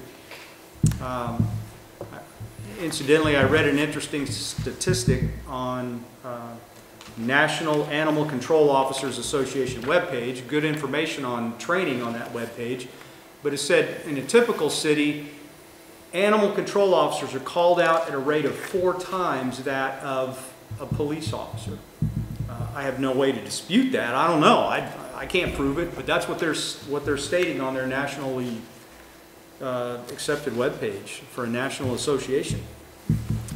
So I guess in a nutshell, I'm envisioning a full-time police officer, an on-call periodic animal control officer, and a third person that would do building inspector code enforcement responsibilities. To kind of go on from there, it's also maybe a good point to speak to our city staff, Mike and Mick, see if any of their crew members wouldn't mind or would be amenable to the idea of fulfilling code enforcement responsibilities, thereby reducing the expenditures even more for a building inspector. There's some possibilities there, but certainly not looking to hire 4 people. So I'll clarify that. And having said that, what I've provided council is, for example, on the first set of documents in there, the chief of police, I think it goes on there to describe some of the essential duties that a police officer does. Responds to any type of a call for assistance from our community members. Whether that's the barking dog or whether that's home invasion. It can be anything. To respond to any call of a violation of city ordinance or state statute. Now the officer can go out there for any number of reasons, but let's say the neighbor calls because there's a vehicle parked on the neighbor's grass that's leaking oil into the grass. Well, that's a code enforcement issue, but the officer can certainly go out there to provide some community policing and then relay that information to a code enforcement official to say that's a violation of our health code. That would certainly be a code enforcement officer's responsibility to go out on something like that.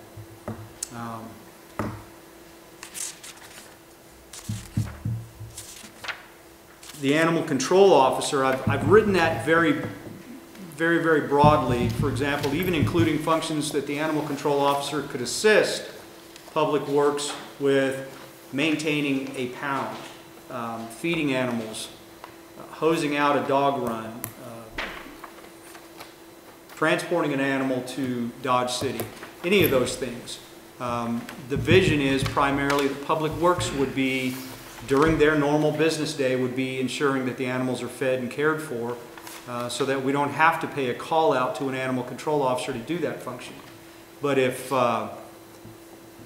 all of the other Public Works staff have overworked themselves to such a degree that they can't feed the animals today, they can call the animal control officer or the police officer and request that someone else assist with that. So there's some redundancies built in there, I hope. It doesn't mean the ACO has to be called out, but they could be called out to assist in the need. I don't know much about building inspectors or building officials. I visited with Bob Walker. Christie's helped me put that document together, but it shows some of the functions that a building inspector will accomplish. And those are the things that more go towards the quality of the building that's being built, or an inspection of somebody's structure that they're working on for which they've obtained a permit, approving plans, assisting property owners when they're building or modifying a structure. Those are just the general duties that a building official will do.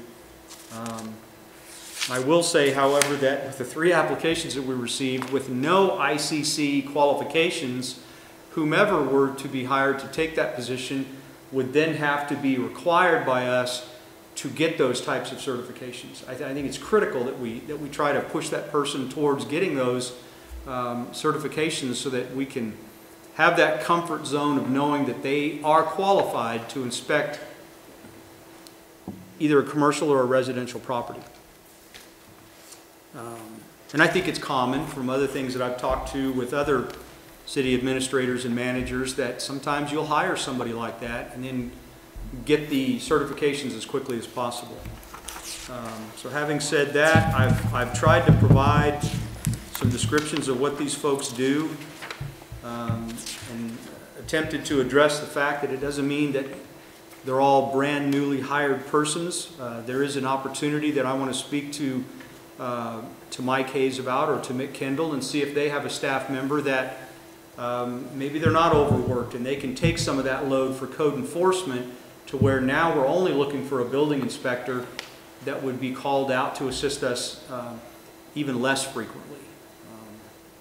And at this point, I think I've rambled enough. If council has any questions about that. Well, if we're looking at this, the person that probably needs to have the most education and the most, besides the sheriff's office or the police officer, is the building inspector. I mean, you're not going to send somebody out there, or you don't want to send somebody out there to check on somebody that's building or redoing their house that doesn't have a clue about about how this electrical works, or how the water works, or, I mean, you know, how to do plumbing or any of that kind of stuff. They need to have quite a bit of understanding before they start that job, do they not? Certainly do. This type of a person, I think, has to be very, very sharp. In talking to Christy and to Bob Walker, some of those certifications, it's assumed you won't pass it the first time through there. Electrical, maybe, I think you had mentioned. Commercial electrical. Very difficult. So this person, through an interview process, through bringing them in here and introducing them to council, those are the types of things that we need to do. Find out, can this person pass those types of stringent qualifications? Otherwise, we're wasting our time. And a lot of that is self-paced, I believe. You can take some of this. You can get your book, for example, from Bob Walker, or you can buy it from whomever, that you absorb this information and then you go take a test. And I'm certain there's a fee to take this test, and then you'll receive your certifications. In fact, with Paul, who just recently left us here, Paul had done that same process and had been certified as a residential building inspector. I don't think Paul had any interest in going on to be a commercial inspector. But that's the type of person we need, that very, very good fit, that has the ability to take these classes and pass them. I might say that the most need that I've got right now, just looking at building permits that are being asked about right now, is residential. Paul took the residential test and passed it the first time. So that is the easier of the testing, and probably the most crucial to get on board first. And probably the one that we will be the fastest, just because that's the applications that are coming in right now. How many applications are we seeing? Right now, I've got 2 or 3, one full build house, site built house coming, 1 or 2 remodels, and the possibility of another site build. So they're slow right now. So for the building official, are we really in need of a full-time person just for that? No, Or that's can why we he's recommending a part-time. So we could be looking at just hiring somebody at on-call, as an on-call. In essence, As that's what it needed. makes it. Now, in talking to Pam, it makes it easier for administrative processes if they're on the payroll as a part-time employee rather than a contract employee. It just makes it simpler, but there are no health benefits with the part-time employee, and they're on call in essence. So are they paid by the hour then as hours worked? Yes. Then my another question then I have, is obtaining and maintaining ICC and other certifications within 6 months in that part-time salary, or is that on their own to determine if they get certified residential, commercial that we're requiring? Excellent question. Now, what I would envision is I would negotiate that with the prospective new hire and tell them that the studying is on their own. When they go to take the test, I would suggest they be in a paid status. They're functioning for the city at that time. So mileage and hours worked for this testing process. That would probably also include whatever fees are associated with taking the test. Yes, I would think so. Is there any commercial inspectors out there that, like Bob, that would work on an hourly basis? I think so. Already certified? You're talking commercial. Commercial, excuse me. We'd have to research him out. Bob's not available to do that past the Right. current projects that he's involved in. Correct. I We'd guess have the to reason research. I'm asking is, what's the need out there? Is there people still looking for work? Because I would find it very challenging to go ahead and pay people on the clock and train them, and then there's a big market out there and they up and leave us and go to Kansas City because they're commercially certified, or Salina, or wherever. Now, I know you're going to lose good employees over time if they're worth their salt. And you want to train your employees well enough. What's the market out there for these people? I guess is my Most cities are question. eliminating positions. There's a lot of inspectors having to go back to school and find new things to do. Because Okay, they are does not that- cross-trained. to do And maybe a multiple little inspections. research and finding out, is there someone out there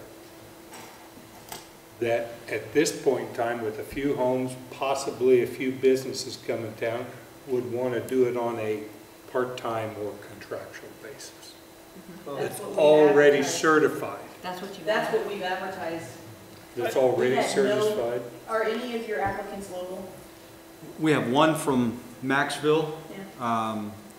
one from Oregon, and the third one I can't quite recall where they're from, but it's certainly not from this area.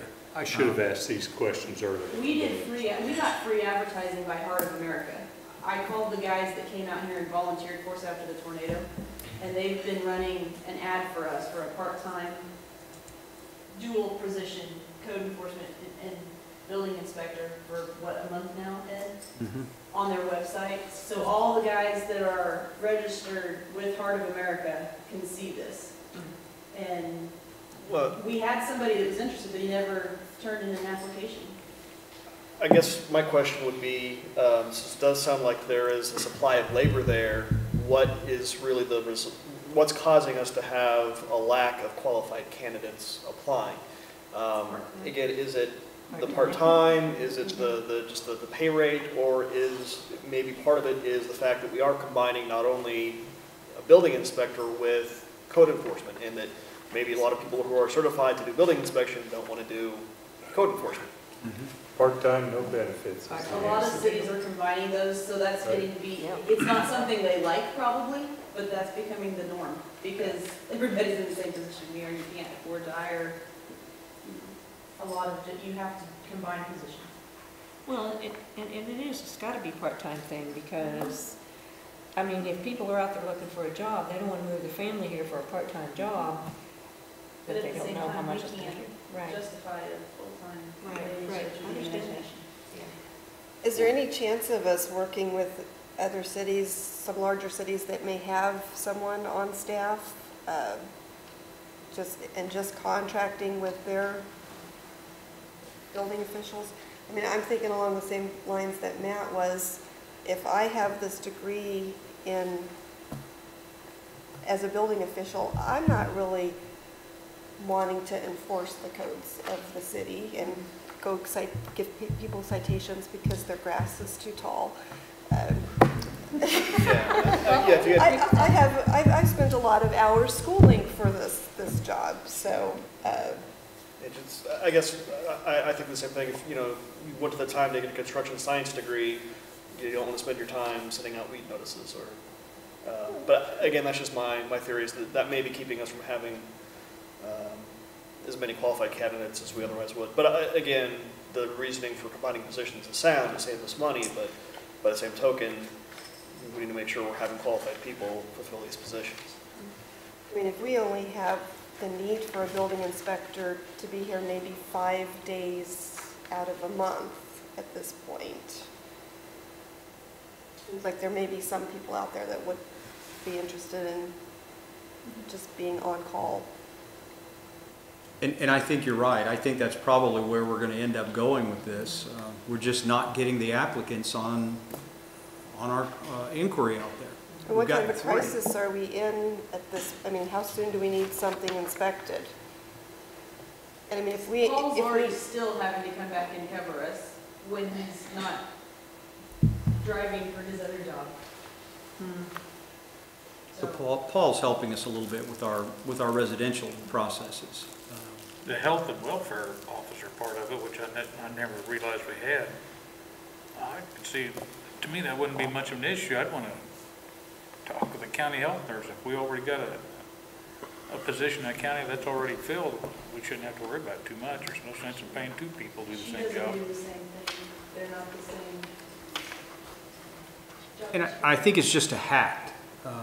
Right now, quite frankly, myself and Christy are the health official. We are the public official for code enforcement. And it's somewhat of a challenge. Decisions like that are completely up to council, whether you wanted to combine a code enforcement building official, whether you're completely fine rolling the way we are. It is a challenge to get a building official, someone to come in here from a long ways away. The cost goes up significantly because now we're paying the mileage to and from wherever we contract for them to drive from, in addition to the hourly rate that they get here. And I've had very qualified code enforcement people apply, at least verbally to me, and say that they believe that this position is valued at $25 an hour, plus their mileage. And I would think for a code enforcement officer, that's a bit much. They're certainly qualified, and they need $25 an hour. They're qualified to draw that, but I don't believe we at this time need a $25 an hour code enforcement officer. Just a question for Gordon. The city of Pratt, do they have a full-time building inspector? I believe so, yes.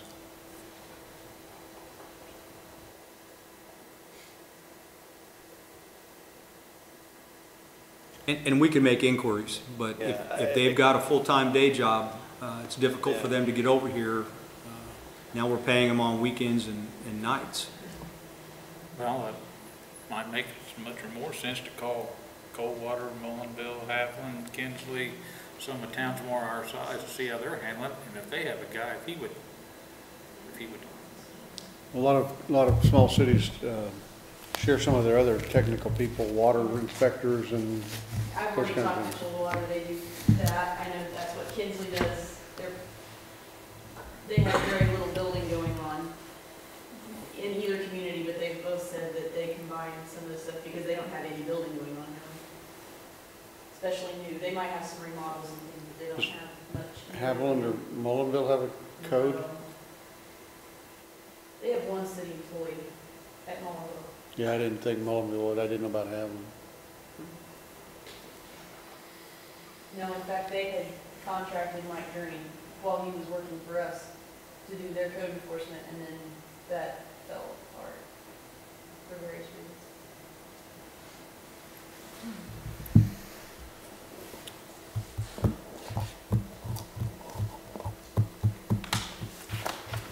Well, council, where I was going with all of that, and these are great questions. My question to council is the timing right to establish a Greensburg Police Department? With the job description as I've given it to you this evening, and that can be fleshed out even more. We can add certain roles on there. We can take some away. It's a brand new position. We can continue to examine it, but the question gets to be, are we in a position to establish a Greensburg Police Department? Is the timing right? Is the budget there? Do we have community support? Stacy? So, I see it as I've said before, and I'm quoted accurately in the newspaper, I see this as a critical quality of life issue. But if it's not time, it'll be a critical quality of life issue in 2014. We have the budget available. I'm not comfortable as your city administrator not using what we have available in 2012 and doing any kind of budget adjustments to the amount budgeted for 2013. I would then counsel, if we're just not ready to do this, I would say completely slow the process down, reapproach this with a new eye for 2014. That way there's, and I know we've discussed this before about whether we can earmark the funds from 2012 and put them into 13, but in essence what that does is it creates an environment for needing a budget adjustment, and then we're in front of our public having to have a public hearing as to whether we want to approve that or not. And I just think it makes more sense to delay it for another year, which would then cause that expenditure to go from what's been projected for 2013 to add the $15,000 for that next year, for what our sheriff has told us that he would charge for the dispatch fee. That was, you know, all the essential duties and responsibilities except for animal control and on duty, we're already paying for that through the county. The managing the special purpose vehicle registration process, we don't care about that because we were told the city staff was already going to take care of that. So, and did we ask Kendall if he would be interested in a curb-to-curb deal? Kendall's already doing a curb-to-curb deal, is that correct? So he's stopping the speeding traffic when that's available to him because they have an entire county to police. They're patrolling an entire county. If they stop a vehicle in town or investigate a crime or do anything else, they're really doing that curb-to-curb traffic enforcement now when they're here. The difference becomes, and I'm certain you ask about this, council, and I'm going to answer this question now. This becomes, what in our city ordinances will they enforce? And the answer is nothing. If we have a city ordinance that requires people to keep their children in at night, and we have a curfew, there's no way to enforce that. The Sheriff's Department won't enforce curfew violations. In my past experience, curfew violators are the primary candidates to be breaking the law when they're out there after curfew. I have firsthand knowledge of that. Where's their parents at? The parents are not with their children. I don't know. They're at home, they're out, they're having dinner, but they certainly don't have control of Johnny. Johnny's out after curfew, and we've had some cases that I think when the sheriff worked for us before, they made some curfew cases, but I think in my conversations with them, they weren't happy on how that was handled. They weren't happy on how some dog cases were handled, so they've just said, I don't want to work those kind of cases anymore. They're very comfortable enforcing state statutes, and they'll continue to do that. They're not comfortable enforcing city ordinance. I still would think that if we had a problem, we could talk with them, they would help us out. The other thing, at dog pound dollars, we've got some, I knew they'd changed some of the laws for dog pounds and all that. We've got some people in Ulysses, kinfolk and stuff like that. That is scary what they had to spend on remodeling their animal control facilities. I think Ulysses, it was like $60,000 or $70,000. Dogs got to have heated and cooled places now. Your curb to curb deal, you said Kendall is enforcing that now? Yes. In my opinion, his curb to curb is from one side of the stoplight to the other, all the way through town, and anything either side of that, forget it. You don't see him stopping anybody north or south of the highway. I think they're not into it, going through town and off the highway and checking people's speed. I think we have a very good sheriff's department. I've met... Oh, I'm not disputing that, but that's... Are they enforcing traffic violations within the corporate limits of the city of Greensburg, other than US 54? I haven't seen the red lights behind a vehicle since I got here. No. That doesn't mean that they haven't stopped them, I just haven't seen it. And we have many eyes here. I'm not here to beat up on Kendall. I'm here to merely say that they aren't enforcing city ordinance, and they're not going to do that. Any traffic violation that we have under the standard traffic ordinance is also going to be able to be written on a deputy's citation form as a violation of state statute. The speeding, failing to stop at a stop sign. I'm still, several months in now, sensitive about those, and standing in the city office talking to staff one morning, I couldn't help but notice someone flagrantly ran the stop sign right here at our corner. And I'm thinking, where's a cop when you need one? They weren't patrolling in that particular area. They'll be there just as soon as there's a wreck. They'll be there when there's a wreck, somebody gets it. Absolutely, and that's a good thing. We need immediate first responders, and as a fireman, you know that more than anyone other than a cop. When you have a vehicle accident, someone has to go very quickly to protect life, health. Those are the types of things I think that any municipality has an obligation to provide for their citizens, is as quick of a response as possible anytime that there's disorder, whether that be crime or a vehicle accident or anything else. And the fire department does more. We do a lot of managed traffic control during the wreck. And the same deal, you're all kind of in the same boat together in a small community, and you got limited dollars, limited people, so you help each other out as much as you can. Good. A lot of this, I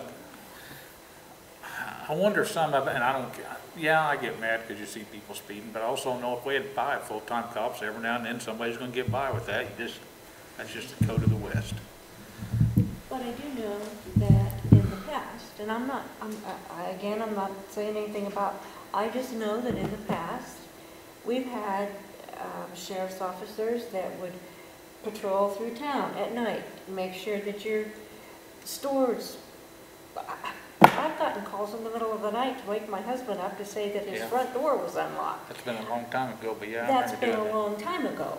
We have remember that. nothing like that anymore. Actually, they have done it twice in 3 years. I've had a note left under my door saying that you checked and your door was locked. So Really? they do it occasionally. Okay. Well, that's nice. But our kids, when they were in high school, our kids were stopped by county sheriff's officers for riding up and down the street. Mine was stopped several times in one day. I mean, you know, that is not being done. You just don't see it.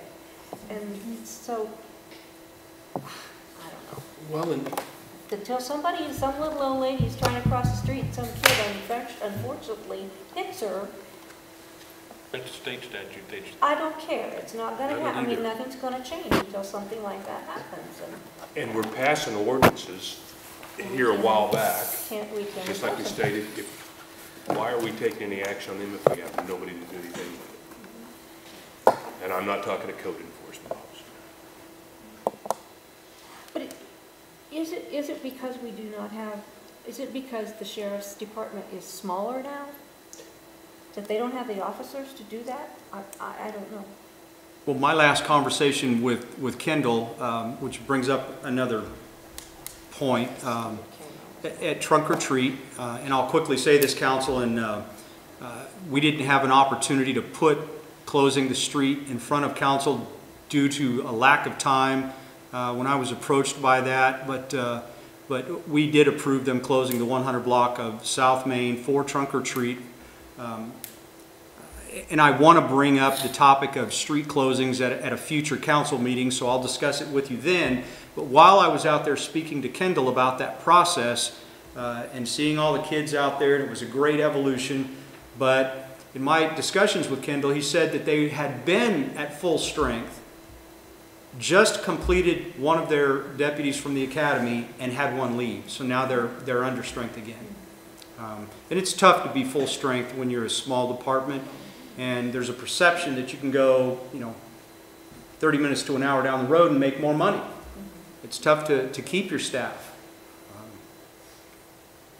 I know that the Sheriff's Department is excited about this. I think it's his assumption that municipalities pay more than deputies. It's his assumption that it's going to be one additional asset for law enforcement on the street to help. So far he's been supportive. But he's not supportive of enforcing city code. If we wait till 2014, what's your estimation of the cost to put one together, changing? Is the money that we would have budgeted at that time be enough at that time? In essence, no, council, because just to put these numbers together from the budget that you had approved for 2012, I would need that, the approximate amount that was budgeted for 2013, which puts us up to roughly 120,000 now, plus the additional 15,000, so 135,000 at least, in a one-time swoop to establish it, outfit it, hire an officer, pay salary, and go forth from there. And then I think the next year it would drop at least 50,000 for the setup. So, and who says they won't go up on their dispatching? no idea what would happen. Well, another way to look at it too is if we just hypothetically do delay this to 2014, I would assume what we would do, we've already established a budget of just over 70,000 for 2013, and then those funds would then become the funds that would be used for, your one-time costs of establishment, your vehicle, things like that. And then we'd have, in the 2014 budget discussion, then we'd have to make sure we incorporate the dispatching and then just the recurring costs for salary and office supplies and all that. So it would still work, it's just you're delaying it a year. But again, that's just hypothetical. We did something. I don't know what, but something. I'm just going to make an observation. I've listened and that's all I'm going to do. But there's two decisions I'm hearing. Do we want a police department or a municipal police department? The second question is, when do you want to start it? That's what I'm hearing. So I think those are the two questions that Council just needs to answer it for yourselves and the patrons.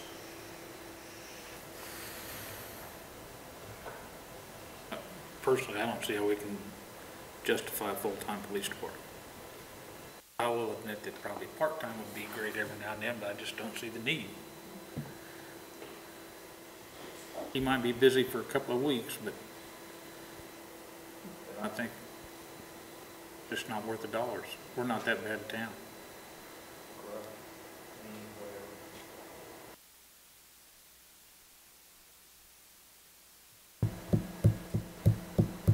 You know, I can remember growing up in little towns when Mark probably knows some of the little towns, when the guy that maintained the streets and made sure the sewer pump was working was also the town constable.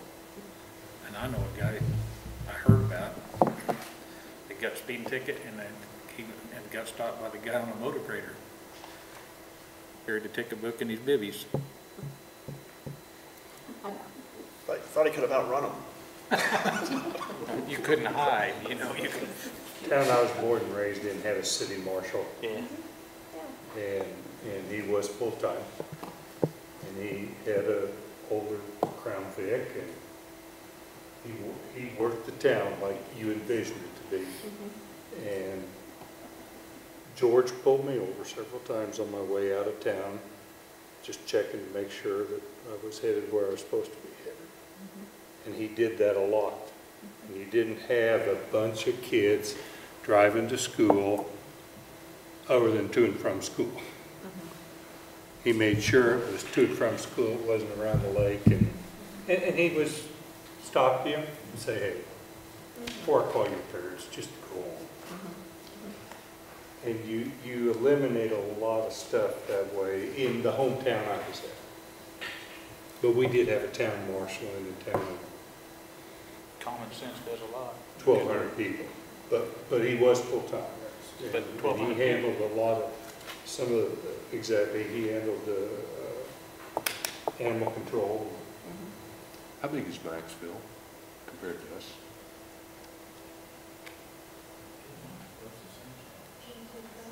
No, Haviland's bigger than us. City of Maxville's got their own police department. Goldwater. Coldwater just lost their, they've done away with their city and the county has taken it over. Just now, yeah.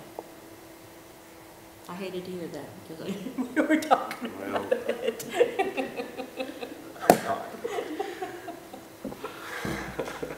I grew up down there, I'm not gonna say nothing.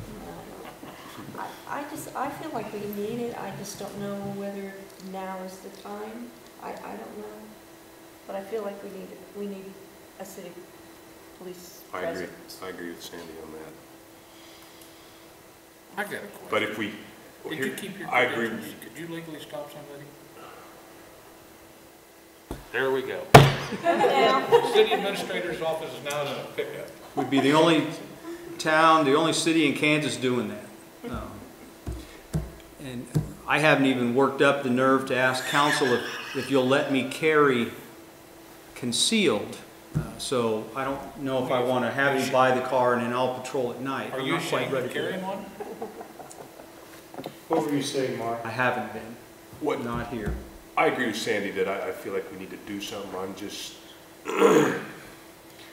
spooked that if we wait, it's going to cost us a lot more money than what it's going to do if we slowly start with it right now. And are we going to have something happen in the future that's going to say, well, we really wished we'd have done something? If we'd have taken some action on that, we might have prevented something tragic or whatever. I will add, having been a Wichita police officer, I know that the gangs in Wichita are exporting their skills. They're going to small towns. Oh, yeah. And even though we do have the sheriff's department here, and that's a very good thing, but Haviland, they're patrolled periodically.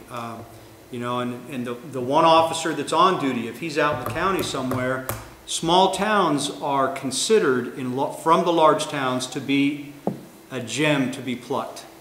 They're bringing their stuff on the road. The last one I heard about in Sterling was, and it was the Dollar Generals. Dollar Generals are being robbed by gang members, and their MO was to set a fire somewhere in the town. So I hope we don't have a house fire, because then we'd have to rush over, and I hope the deputies are aware of this, rush over to the Family Dollar because it's potentially being robbed just because the house is on fire. But that was their MO, because in a small town, everybody's going to go over to the fire. The deputy or the officer is going to be doing traffic control, you know, keeping that area safe, assisting fire, and something in town's getting robbed right about then. I just know from my experience that when I went to Wichita, when I went to Sterling, I saw a lot of people that I contacted in Wichita who were coming to town. It had mostly to do with metal theft. I worked a lot of metal theft cases in Wichita, and the same people I ran into in Sterling, and I asked them not to come back. So having a police presence is a good thing. Council's question is it adequate for what we have now in town? You've been functioning for years with just the sheriff's department. So I think it's a better process to have your own officer. You can enforce your city codes. You provide an even better level of police protection to the community.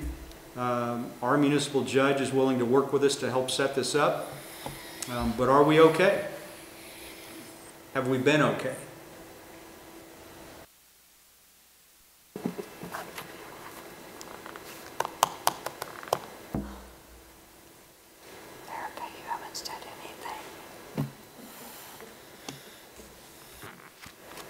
Well, first of all, I appreciate the job descriptions. I think that clarifies a lot, because I know that was one of my big questions, is what exactly are the duties of a chief of police, or what did you call your guy? City marshal. Town marshal? I like that. Town marshal. And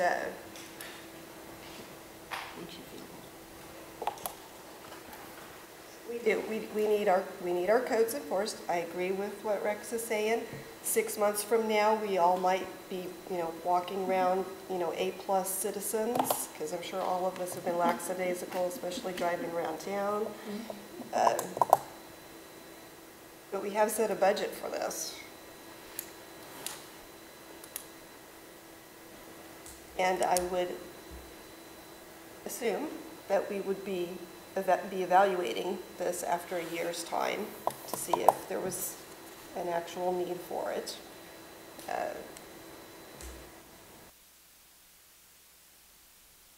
So I would personally like to see us just move forward with this. And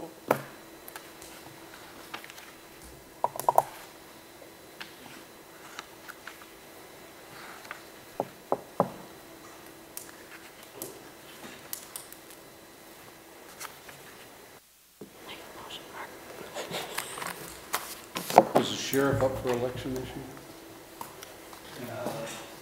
during the primary, Yes, the sheriff is up for election. Running, so Yeah, unopposed He's now? unopposed, Unopposed tomorrow. Yeah, unless write-in. not too many Ds on the local ballots around here.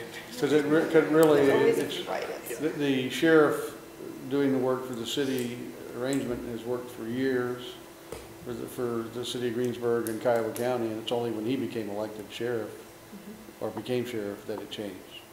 Because he didn't want to run the sheriff's office that way.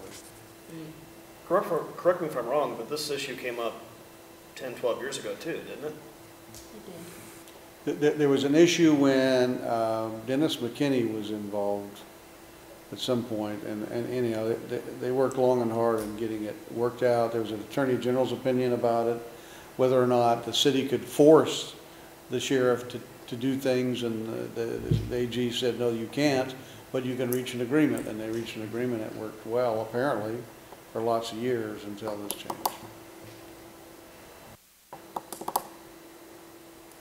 The issue I remember coming up was the amount of money that was being paid to the sheriff's department and the limited services that the city was getting. Mostly it was animal control.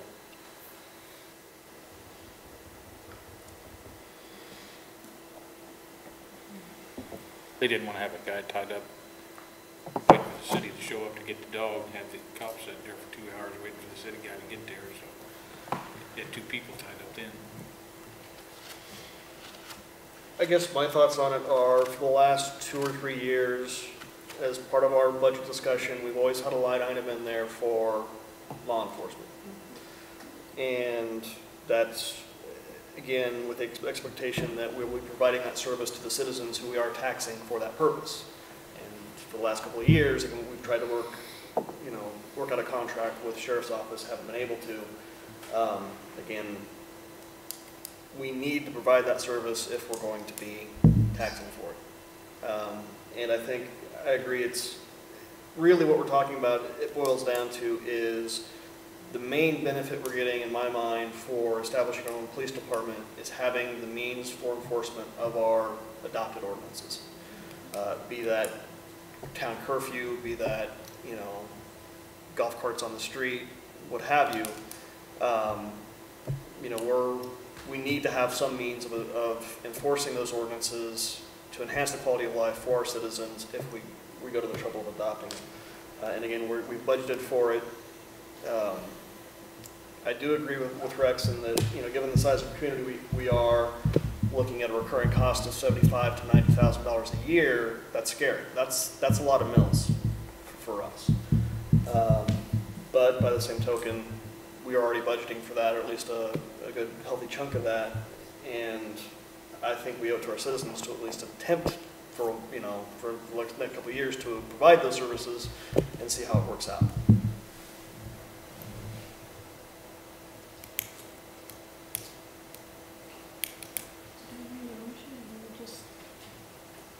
Like I said, I see 2 issues. The first one is, do you want one? When do we start? And the second issue is, when do you start? So I'm sure administration would like to have a clear-cut direction, yay or nay. Do you want a city marshal, police department, however you want to look at it, of which you've had great discussions on, asked for information, been furnished information. So that's the question number 1. And to me, just as running the meeting. And then the next question would be, yay or nay, when do you want to start it? Both of those in a motion? Well, there need to be 2 separate issues. But the council, the administration, I would think, if I'm the administrator, I want clear-cut direction in the motion from the council for establishment or non-establishment, whatever it is.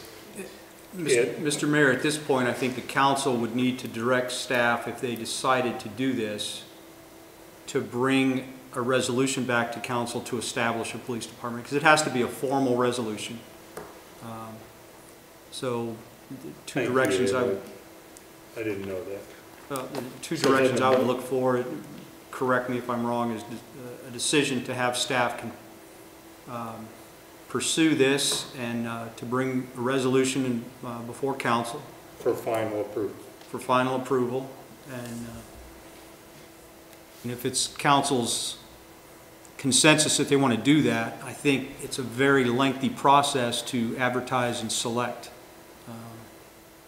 So, having said that, I think we're looking for direction to, and I think it would be a good idea to have a motion to say, yes, we either want to or we don't want to, or table it, or no vote. Right, or you could table it too. Or That's no right. vote, move on to the next agenda. And just to ask this question, because it has been brought up, both in this meeting and in the past, are there formal differences between an established police department and a town marshal as far as their abilities, their responsibilities, the regulations covering the establishment of those offices or those positions, what each can do, what each can't do? I'm not sure myself. I mean, I don't know that I've ever dealt with a marshal in a Kansas town. Under the Training Act in Kansas, there's only 2 certifications as a law enforcement officer. You're either a full-time certified police officer or you are a part-time certified. In order to be certified as a part-time, the academy or the training requirements are much less than a certification for a full-time officer. So whether you choose to call him a town marshal or a police officer is probably academic. Same thing.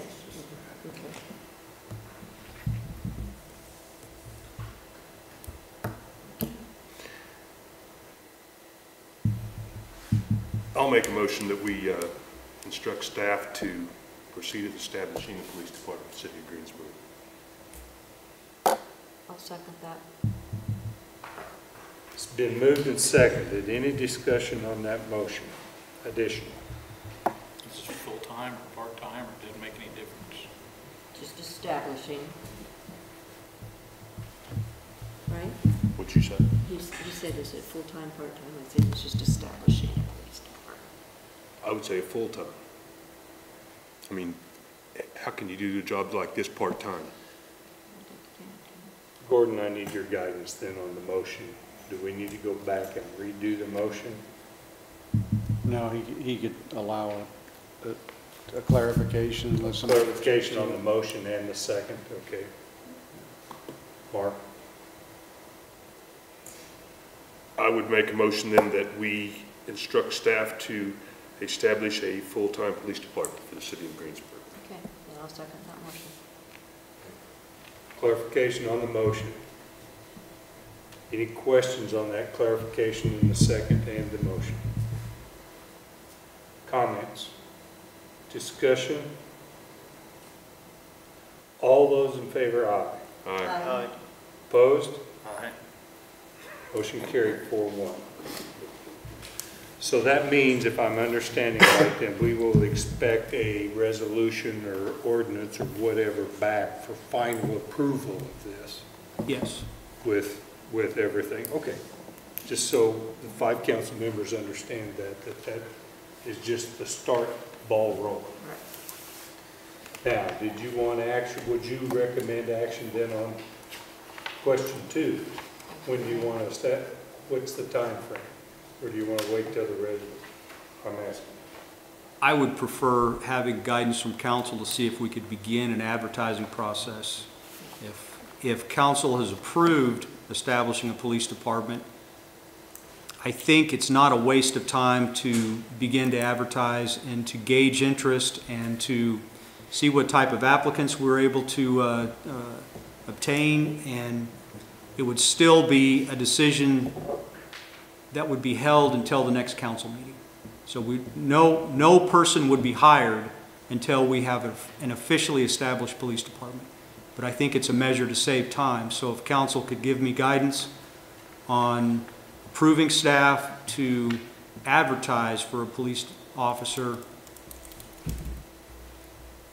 with no hiring decision until after the resolution has been approved. So what I'm hearing then is that the motion was to establish. Does that then go ahead and mean establish, get going? Well, I'm kind of like it. We'd take no action as far as till after the resolution, but yeah. I'm trying to think budget year here. Well, we've got 8 weeks left before End of the year. And I mean, this is a big enough step that I want to make sure that we get the right candidate, that we're doing everything right. But by the same token, you're not going to know that until you advertise the position and get some candidates in. I was thinking equipment more than candidates. Well, that's the problem though. Well, in this budget year.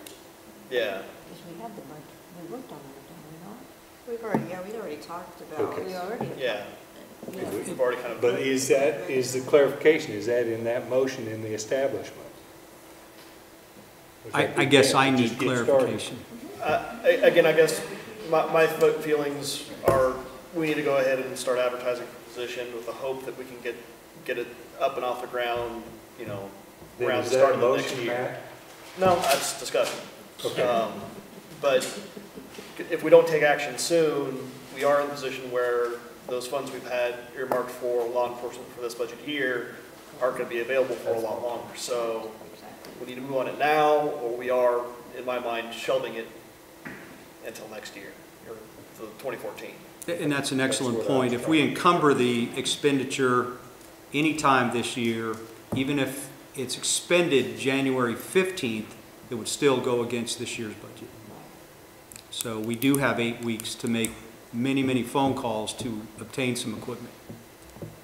And Matt, that was all my point, was I agree, that's what I was trying to say, is I think since you've already budgeted it and it's in the mail levy, you're taxing the citizens, utilize what you can out of this 2012 budget.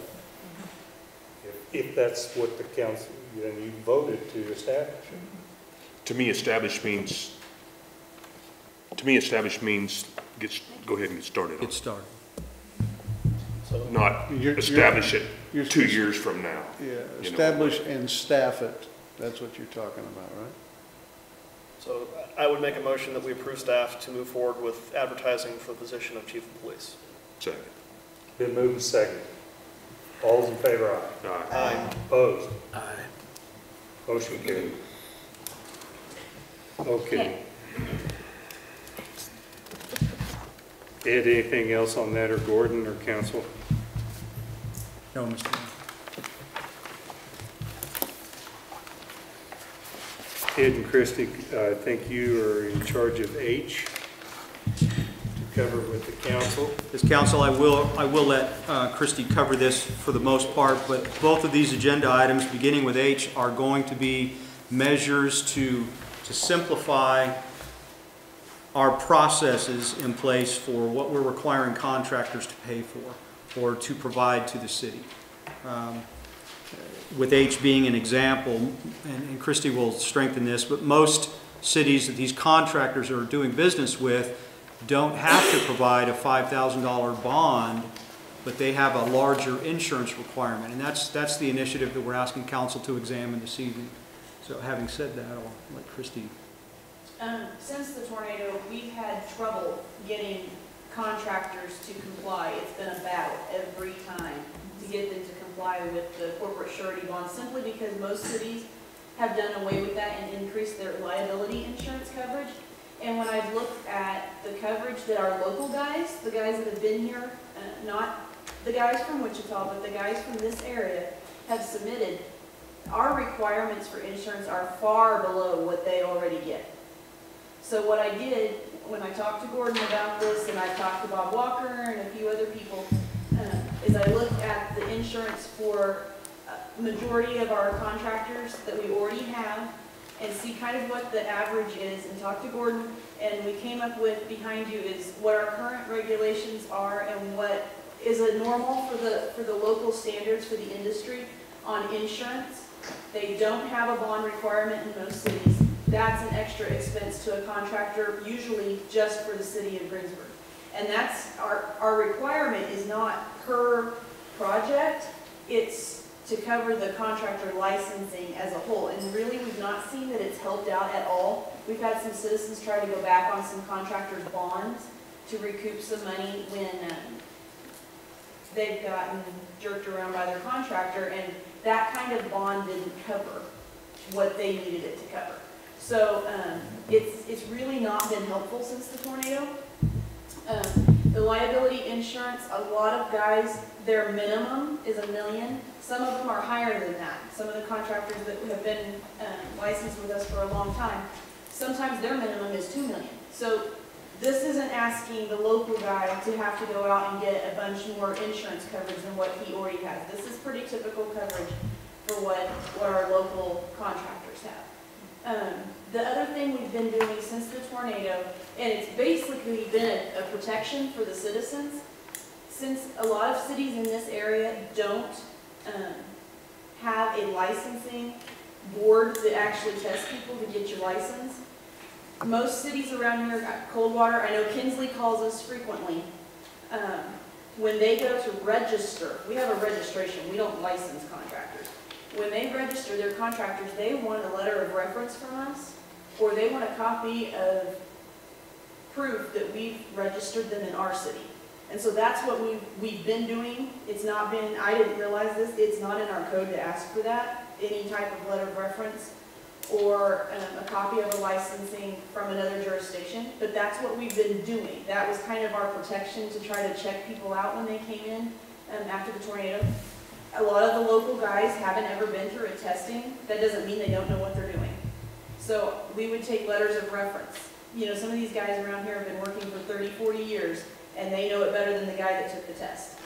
But they just never had that certificate. And so to have just some letters of reference on file that say this guy is a good contractor who knows what he's doing, that's what we've been doing.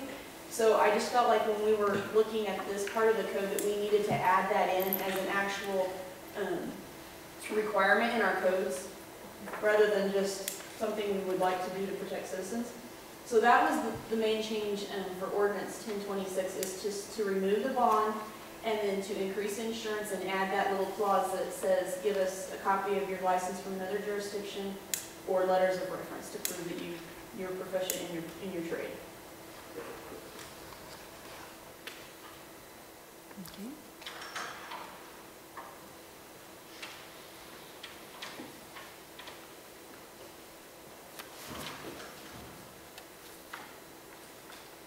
Questions? Just past experience, I found that asking smaller business owners to maintain a bond was a fairly large burden. It's tough for them, so again, it's probably a good change to allow some smaller contractors more flexibility to work here in town.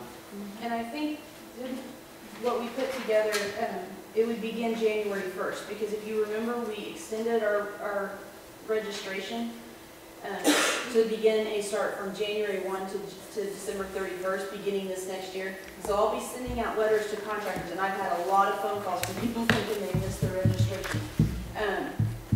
To register as of January 1st, and if approved, they can drop their bonds, and they won't have to increase their insurance, because like I said, a lot of them have even more than what this proposal has on it, so.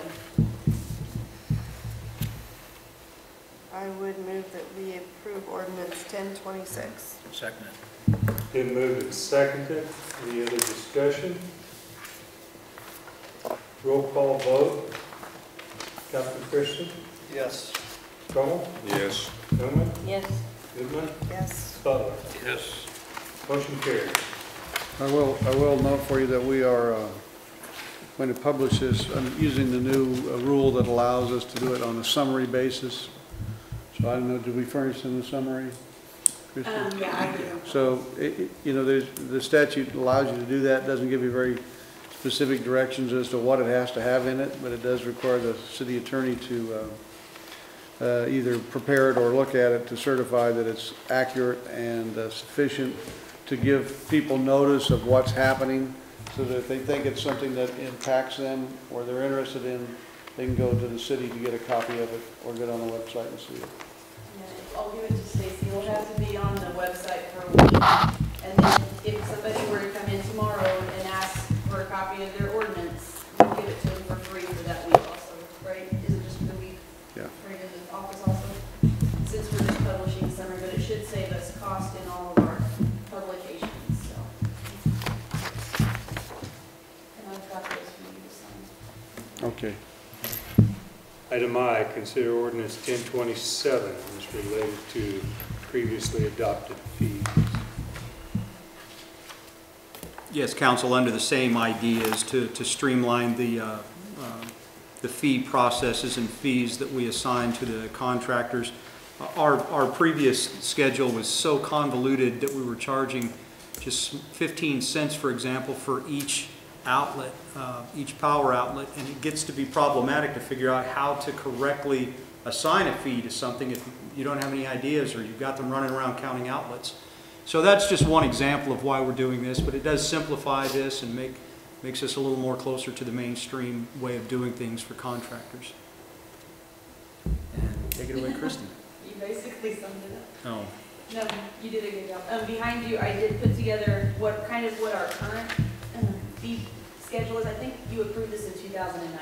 And then what the proposal would change about it. Basically, there needs to be some clarification in some areas and some simplification in others. In a single family and two family repair or it's $35, but then if, like, the plumber comes back, then that's another $35, and then another, and we have the same charge for repairing an entire structure as we do for a fence. So, the proposal is to have it based on what they're doing.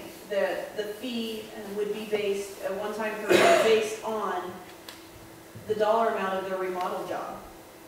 The fence would remain $35, a accessory structure $35, but if you're remodeling a house, I don't think it should be the same cost as if you were putting up a fence.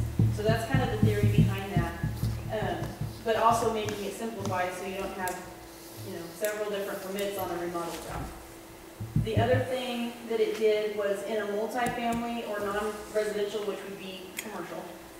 Right now, like Ed said, there's a base permit fee, plus you have a portion of that base permit fee is based on the cost of what you're building, but it doesn't clarify, does that include the trades or not? Well, we've read it as it does not include the trades, so you have a base permit fee plus structural value. Then your electrician, your plumber, and your mechanic will have to each get their own separate permits, but within each of those, you had a base permit fee, and then they would ask questions like, how many light and switch outlets are there? 15 cents each. And I had so many contractors that were so frustrated trying to look at their plans and figure out how many, and that's going to change. That's not a set number anyway. So the theory is to have a base permit fee, and then base everything for the base fee on structural, just like it is now.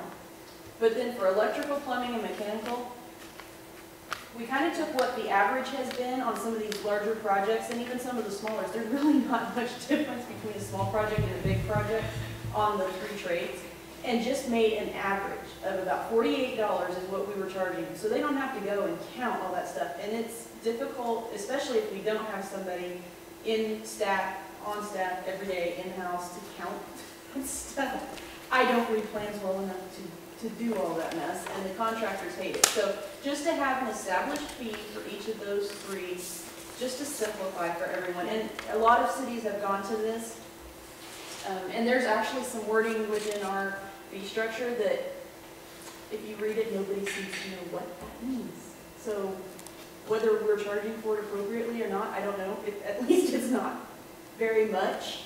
I mean, we're talking a few pennies or $1 or $2 if we're incorrect, but still we'd be incorrect in how we are charging on these. So this just simplifies and mainstreams everything. Christy, could you clarify on the sign permit fees, what's the difference between an individual sign and a master sign and a portable sign? Let me look here. Basically, if somebody comes in and applies for a sign, if Stacy doesn't have to apply for sign permit because it's a government office, but say Stacy applied for her sign at Cook's, she would be charged $35. If the hospital came in and applied for a master sign permit, and they gave us all the signs at once, we could count their entrance sign, their name sign, and put it all into one permit, as opposed to 35 in each and every sign on their property. So when they would come in for their building permit, we could just do one sign permit and be done with it. And actually, a lot of those signs are incorporated in the cost of their structure, so they'll actually be covered under the main permit. This would be like an afterthought. We built our building and later we'll do our signage. So then we come to you with a signage package and we group it all together there under the $70. So the way it's wrote now, if you remodel, you can't, $135 permit don't cover everything? Technically, no. Generally, that's what we've been trying to do with people, though, especially on some of these remodel jobs. The plumbing is like one little line to move the sink. Or People actually go get a permit for that? yes, they do. Especially if they have a plumber doing the work for them. The plumber comes in and gets a permit. So this will just simplify it. It's based on what you're doing, not asking them to get a permit for every little thing they do.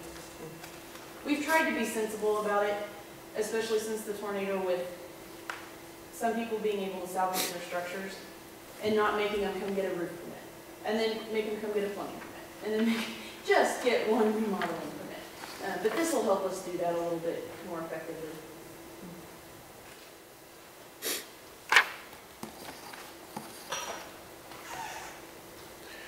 Other questions? But the only thing is that you're gonna be able to bring a business to town, we'll just waive all these fees we have in our letters of intent. That's So one that's- thing that a lot of cities do for incentive at the same time. So it must be more important to get a business than it is to have somebody build a new house. You'd be surprised how much, we changed this fee schedule right after the school did their bill. For that many $1 million of a building, you could have paid for a building department at least 1 year. And it would have been covered by their USDA funds that they got. That's why on our city projects, a lot of times we go ahead and charge them the permit fee because they've estimated it in their cost, and we recoup the cost back through our USDA funds to pay for your department, because we're still having to go out and do all the inspections and review the plans and answer their questions. And so that's how that's worked out on some of those larger projects. But yeah, that a lot of cities are using that as an incentive to businesses, is we'll eliminate your permit fee or reduce it. On the flip side, those communities, a lot of them have volume, and we don't have volume. So it's a, you know, how much do you have to offer? If it's the only thing you have to offer, it's not necessarily that thing. Rex brought up a good point, and I know this has to do with fees or something, but you know, we have a letter of intent or a lease, but it's due to expire coming up, right? How much longer we got till February? Till February. On that, and that's what we wrote in that lease about the fees. Yeah. That's the only one out there that I'm aware of. Well, it just seems like we're keeping the monkey on the citizen's back if he wants to build a new house. And to me, one's just as important as the other, new house and a new business. And a business could probably afford to fees a lot more than a homeowner could, prospective home builder. And that would come down to each case then, because the council would have to vote to waive any fees for anything. That's not a blanket, is it, the way I see it? On businesses as far as waiving fees? It hasn't been. Isn't that has to be brought before council as an individual basis? That's correct. As I recall, we did not waive the fees for the theater build. We asked them to apply for their 501c3 funds and use that to decrease the amount coming out of their budget, but we didn't waive the fees on the theater.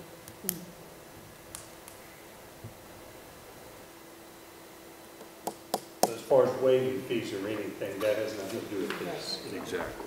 That's what I move that we I guess all accept I was this. saying. I move that we accept ordinance 1027. Second. Moving second, any other discussion? Roll call vote, ordinance. Matt? Yes. Mark?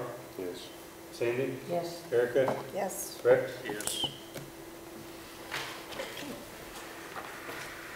Item J, Ed, moving right along. It's getting past my bedtime.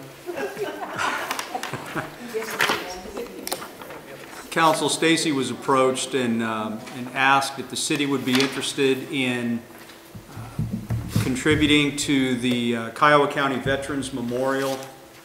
Included in your packet is only the sheet that breaks out the cost for what and the size of those pavers that we've been approached regarding. A 4x8 for $75 and an 8x8 inch paver for $150. It was brought to my attention that the city has contributed to the Veterans Memorial previously, but I'm not clear whether it was for a paver of this sort. It was just for the whole project. Yeah. In this regard, we'll have a paver with some engraving on there. I'm not quite sure what the timing is of this. We can contact them and find out what our timeline is. Clearly on the paperwork that was submitted, we've already missed their initial deadline for contributing to have a veteran buy a brick to have, or buy an engraving to have their name put on the memorial. That deadline has already come and gone. If we have time, I'd like to be able to have council approval on exactly what this content is, but I don't know what the deadline is for submitting these. My assumption is we have some time, That being the case, if council decides that we want to contribute to have some type of engraving on a paver for the city of Greensburg, should we have the time, I'd really appreciate bringing back suggestions for what that engraving would actually entail. But tonight we're asking whether council has any interest in contributing to this memorial for a 4x8 or an 8x8 inch paver.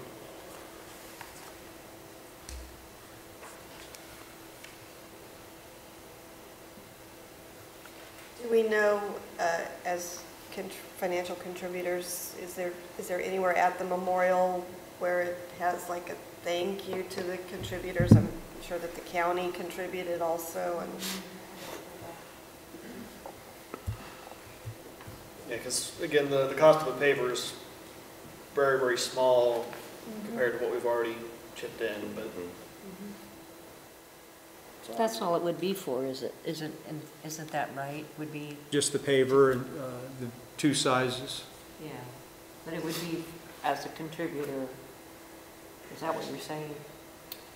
No, we already contributed. I know we did, but is that what this is? no, this No. is. No, this is anybody a- can buy one of these. Is there a donor list? That's an excellent Yeah, question. is there a donor list? Some place on this memorial where it has a list of those entities who have contributed. I will find that out, though. That's a good question. Bottom line for me is, I hate spending any more money, but I'll tell you what, that's a pretty cheap deal. Because somebody say, well, geez, everybody else at City of Greensburg didn't do anything. But I know we can't do everything for everybody. So just throw that out. I look at it more of a public relations thing than buying a piece of brick. It's a worthy project we've already committed to supporting, so I'm fine with it. Big. 150? Yeah. Do you need a motion? I would think yes for an expenditure. Do we need a motion? It's such a small amount. And I think it falls within. I'd go ahead and do that. Yeah, I'd have it in minutes. Since it's on the agenda. Yep, better have it in minutes. Well, then I would make the motion that we purchase the 8x8 paver for the Kiowa County Veterans Memorial. Second. Been moved and seconded. Any other discussion? All those in favor, aye. Aye. Opposed? Carried. Kid, your planter boxes? Yes, Christie, if you could put that up there. Council, you have black and white copies of this. This is a Photoshop rendition of a Main Street planter box. Now, we had recently had a staff member take the Photoshop class and was able to do this for us, and I think this is so neat. It gives us an idea. Now, Council, all I want to do is have some dialogue about this to get some kind of acceptance out of Council as we move forward. There's no decision on purchasing River Rock.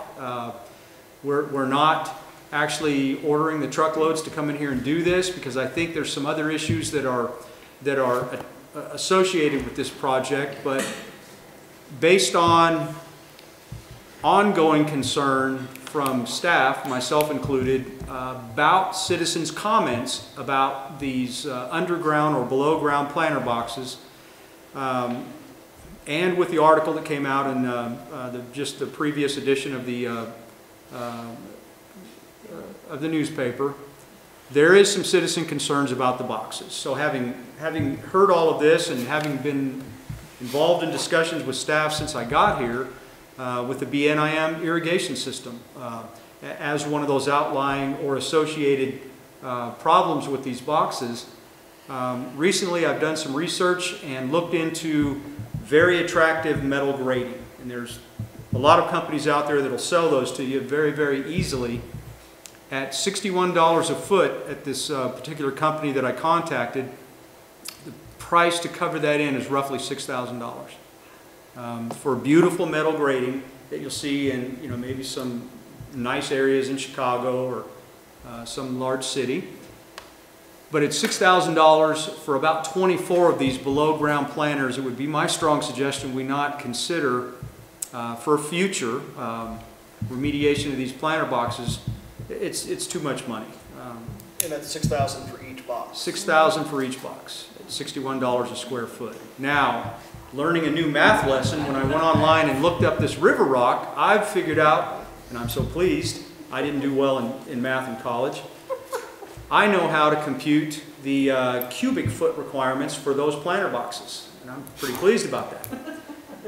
But to fill that in with river rock that is compatible in looks with what we already have at Cetera Bank, it's semi-compatible with a very large rock we have around the city building, but the cost to fill in that box was exactly $211 based on my calculations. So giving that little bit of a leeway, we certainly can order that rock in there for less than $250 per planter box at such time that we decide we're ready to pull the trigger on that, if you will, because I think we still have issues with negotiations with BNIM on the irrigation system. And before we remediate those boxes, I think we need to have a good decision from council on what we want to do with that. And quite frankly, council, I've hesitated to rattle that cage of BNIM about the irrigation system because I've been waiting for them to have some definitive action on our LEED certification. Whether it's right or wrong, my perception was if we strongly pursue the irrigation system remediation with BNIM, who designed this award-winning irrigation system, in my opinion, it would have had an impact on our LEED certification. I want to close that chapter out first before we strongly push towards BNIM to assist us with remediating something that doesn't work. And I understand we have some concerns about the safety, and certainly before the snow flies, I would hope to have some kind of decision on this, with maybe a stated goal to council at whatever time, if this is an acceptable fix, to say let's do this in a 2-year push. At least 2 years. And that would account for, you know, probably $2,500 expenditure per year to do this type of a fix on the boxes at roughly 12 a year. Could that possibly come out of like our special highway fund for our streets or anything? It's my belief that it won't. It's not considered infrastructure at all. It's not considered roadway. It was a part of our streetscape. And my question to council tonight is, going forward, is this, at least on an initial council check, is this potentially an acceptable fix once we get to that point? It's the cheapest way we can come up with a fix. It has some positive aspects. It allows for the guttering from the roadway to allow the water to come in to water the tree. The tree would have to be encased in such a fashion to prevent the rocks from going down into the base of the tree. And it's much more attractive than backfilling it with dirt. And as I've heard from Rex and others, if we backfill this with dirt, there's no telling what's going to grow there. And we'll still have some growth problems because weeds will eventually try to come up through there, at least on the sides, if nothing else. Rock gardens use less water also. So you don't have to worry about the irrigation system of those rock gardens. It's a rock garden. They do use less water. I think Stacy is the staff member who did this for us. I think she did a very good job in showing us what the possibility could be for fixing these. And there are other fixes to consider. I guess I just wanted to let you know we do have some momentum towards at least deciding in the future what we want to do with this. We could erect attractive handrails around every one of them, but I'm not sure what that would look like for a streetscape project. The idea was put forth that, and maybe Mark, you could weigh in on this, is there any opportunity for considerably less than the $6,000, can a local welder make plates that would fit in here at a much greater cost? And I know steel's expensive, the labor to cut and shape and put something attractive together, and then we'd still have city crew responsibilities to put some type of a rail system in there all the way around to put that metal grating down on top of. This is the least expensive fix that I could come up with. Cheaper than railing, grading, maybe not as cheap as dirt, but I think a better fix. I like the way this looks. You wouldn't have $6,000 in it, but you'd have more than $250 in it. I'll guarantee you that. And that's not including the city staff's work to put the railing around the inside for it to set on or not. Mm-hmm. You know. Takes a long time to. Considerably do all that more. laser work. Plus, the stuff that we can get is available to us here is probably not that decorative. I would beg to differ. There happens to be a very good iron welder artist very close by. Dustin, you know where he's from? Coldwater. He does beautiful work. He did the railing at the Greentown office, if you've been in there to see that. He's on Facebook. He does absolutely beautiful work. Who did you say it was? Dustin Cipher. Oh, I know who you're talking about.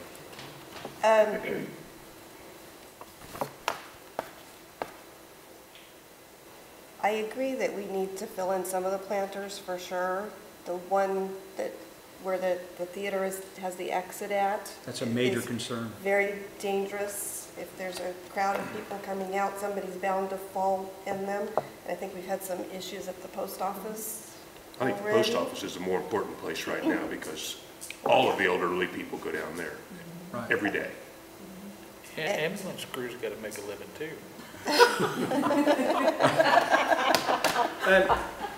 And I realize that they are trash catchers, and you know, many of us that walk Main Street do jump in there and pull out trash when we can. So, but I mean, is there a need for us to do it all at once, or can we look at different options? Do one and see what it looks like. Well, and I would have stressed that, but we're spending $200 to see if we like it. I think Stacy's work really can answer that question. Is it a look that we like for one? And if you like it for one, I would stress the continuity. You have that much better look throughout your town if you have, and we already lose continuity for the above ground planters unless we want to take those down and do those as well. And I think it would be okay with the below ground remediated to this fashion and the above ground if we can have the right plantings in there. Liability's sake, does this provide projectiles to citizens? Certainly. And I don't mean that. That's true. And businesses' Well, windows? that's what I'm saying. Does this, where's the liability? But they could bring their own rocks too. They could. They can pick them up in front of Centera Bank. They can bring their BB gun from home. You can't keep the dishonest people honest no matter how hard you try. And we can keep trying. I think this is a good solution. I think the rubber rock would be, attractive. My only potential concern would be just to make sure that the fill does not adversely affect the health of the trees inside. But we have a plan to encase them so that their trunks are protected. I'm certainly a fan of getting all of them done for the same price we could get one of them done for a steel grade, which is what it sounds like about what it would be. That's right. And to finish that picture, what Mike Hayes and I talked about is a good thick liner underneath after you've taken out all the grasses, a good thick liner that would prevent any grass from coming up through most of that area. And I think you're still going to have some grasses growing up on the edges that we would have to treat with, I guess, Roundup or something that wouldn't damage the tree. I was going to say, does it really ever work? Because it seems like anytime there is a rock garden, there's always weeds that tend to make their way up through it. They do. Bindweed seem to grow even through concrete. Gaps in the concrete. Yeah. Well, and these are going to catch blowing dirt, and eventually they'll have dirt down in there, even if we put the liner. I agree with you. They grow. So, No matter what. but That's all I needed at this point, council, was just basic interest to say, yeah, when we get to that point, this is a very good potential fix. So, and it's difficult to fall in. Now, you can still turn your ankle on a bunch of rocks, but at least you're not falling into a hole that's about 18 inches deep. That's all I had. Next agenda item, Ed. For this agenda item, I'll brief council that we had received a bill in the mail from Outdoor Power Service, a bill for a city mowing fee that had been assigned in June. And of course, with our standard mowing fees, that fee was $375. That fee was fairly quickly thereafter. It was paid by Mr. Butler, and this bill was received on October the 16th. You'll see at the top of the page I had stamped it for received that day. It was received, also requesting apparently 3% late fees, which accounts for a total of $408.75. And I had visited with Mr. Butler at that time, and he had told me that he had contracted to cut this particular grass, and the city had gone out and cut it, and Mr. Butler had subsequently paid for that. I guess with a request for a reimbursement, our only option at this point is to decline the reimbursement. If we approve the reimbursement, and that's a possibility, then the city's only recourse is then to go back and put that fee back onto the property owner, because it has been assessed by the city and billed out and been paid. So at this time, council, I think that's all the information I have on it, except to stress that any late fees, should council decide to do that, I would think that legitimately a late fee can be charged if you've told someone they owe you the money, not if you haven't asked for the reimbursement. So She isn't here because the city didn't call her, and I forgot to tell her she was on the agenda, so. Well, I apologize, but it's on the agenda. And that's, the whole deal in a nutshell, there was no proof. So all we need is, and it needs to be reflected in the minutes, so when we approve the minutes. And she did not mean that it goes to the landowner. I mean, there's no charge on it, period.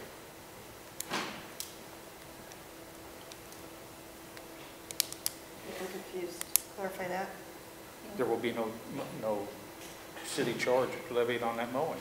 No penalty, or however you want to call it, mowing charge, period. There was no proof that it needed mowed.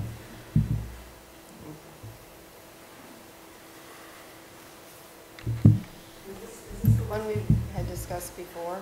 Yeah. She got cranky. I'm the peon, she's the head guy.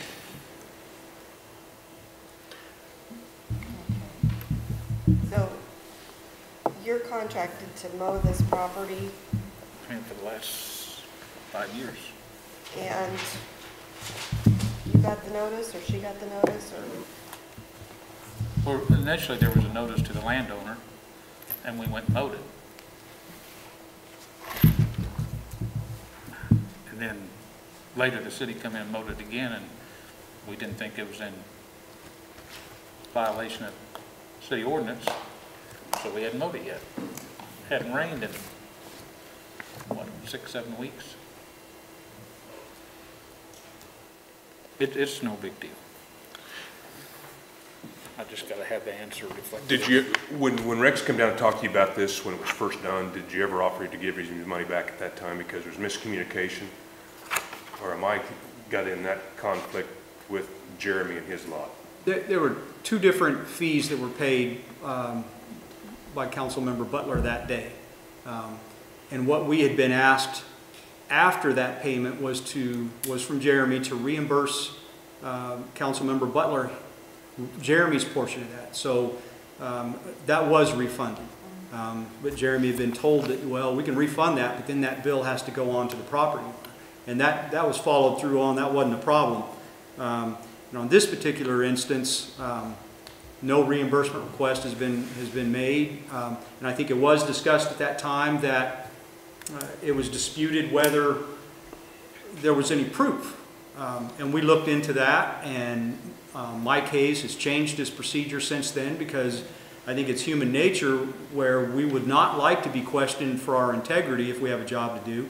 But he's changed his procedure to add a measuring stick into the yard that has a fluorescent color on the top and a ring on the bottom, that when the stick is tapped into the ground where the ring on the bottom is level with the ground, it depicts 12 inches. So that photograph then captured of that yard would then show that it's in excess of that fluorescent ring. Based on some questions that were raised at that time, we also had volunteers to set in and be able to go through our weed ordinance to see if there was anything that could legitimately be changed about that ordinance. And I don't think anything was changed. It was decided at that time that the ordinance is fine the way it is. Staff, basically the city administrator, would provide the necessary guidance to make sure that we're documenting a logical flow and documenting by capturing photographic evidence of a yard in violation, to where that if it were to come up after that and be questioned, poor Mike's integrity would be shored up, if you will. If we're calling his integrity into question, he would have a photograph of the offending yard. So, and I guess that's not an option that I discussed. Council can certainly waive the fee completely. And without that, if a reimbursement, first of all, if any lawn is stated to be in violation of a city ordinance and Mike Hayes and his crew cut that yard, it would be a normal process to bill that out to the property owner, which was circumvented at that time by Councilmember Butler paying for that. So no notice or bill was sent to the owner requesting a payment for that weed notice. And that's where we are now.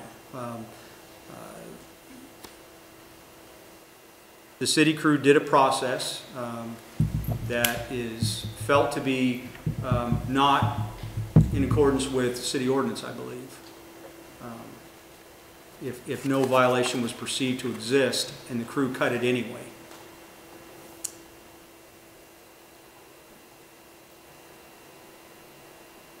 So this fee has not been paid, it's just This fee has been paid. been paid? Yes. They're seeking reimbursement. They want with late fees. Okay. The fee has been paid by Rex? By Rex.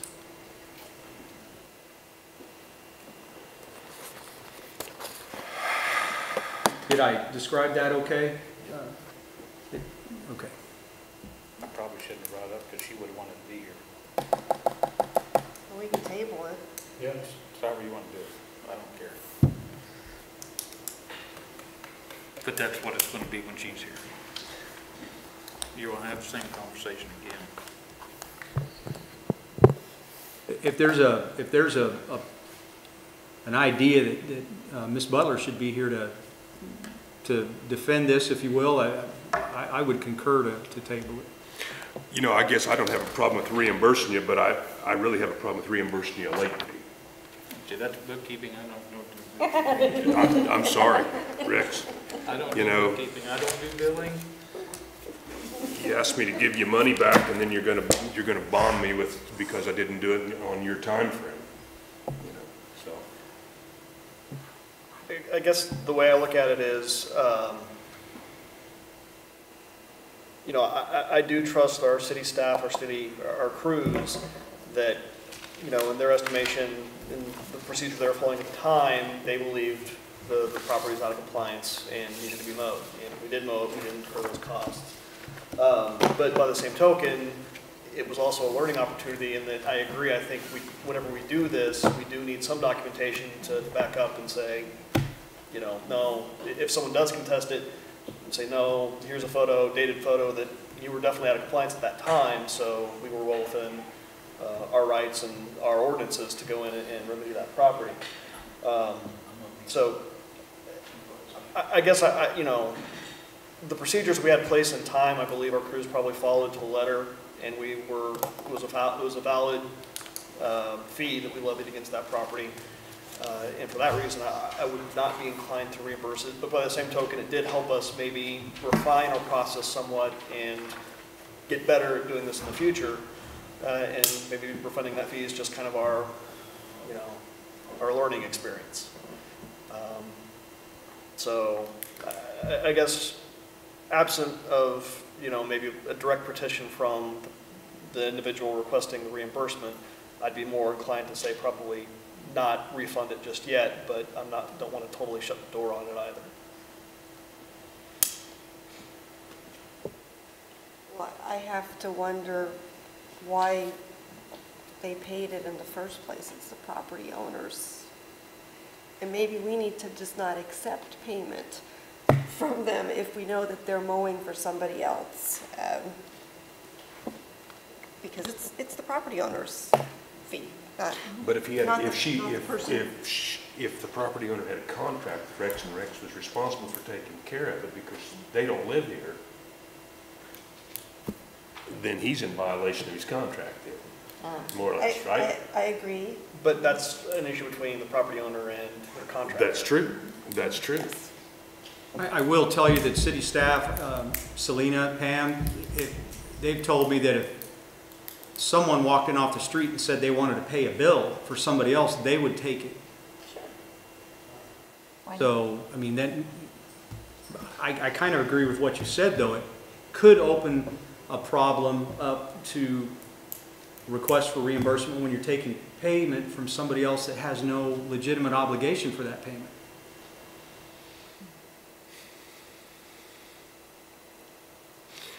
Only reason I said I was for reimbursement of it is to put this thing to rest. Yeah, get tired of it. The late fee, I would be in favor of reimbursing this to get rid of it, but the late fees, I don't think we should have to pay the late fees.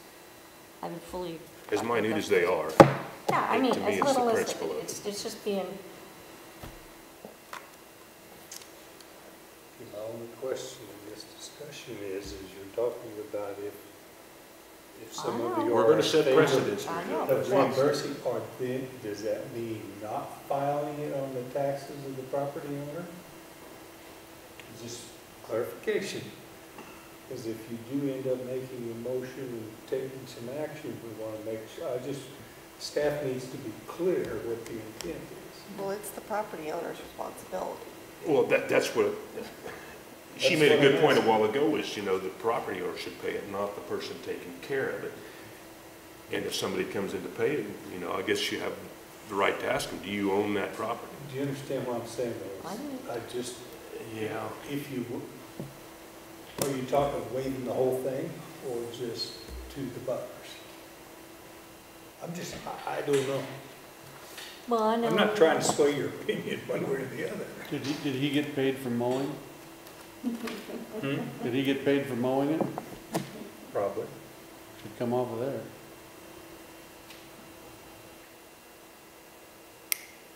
Council, I will say that in my opinion on this, as a staff member, that there's a semblance of unfairness if we do put it back on the property owner after the passage of so much time, and more than likely they've been communicated with and informed that it's been taken care of.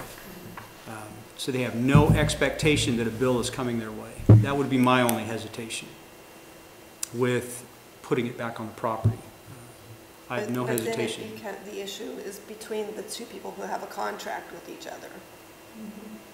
Yes, ma'am. And I guess just on principle, I have concerns about, you know, just issuing a payment to make a problem go away, even if we believe that we did everything by the book correctly and it was a valid charge. 'Cause we didn't- And I have double concerns because it does also involve a council member. What does that Exactly. look like to the public if, well, we waive fees for council members, but Joe Blow down the street, well, no, you got to pay in full.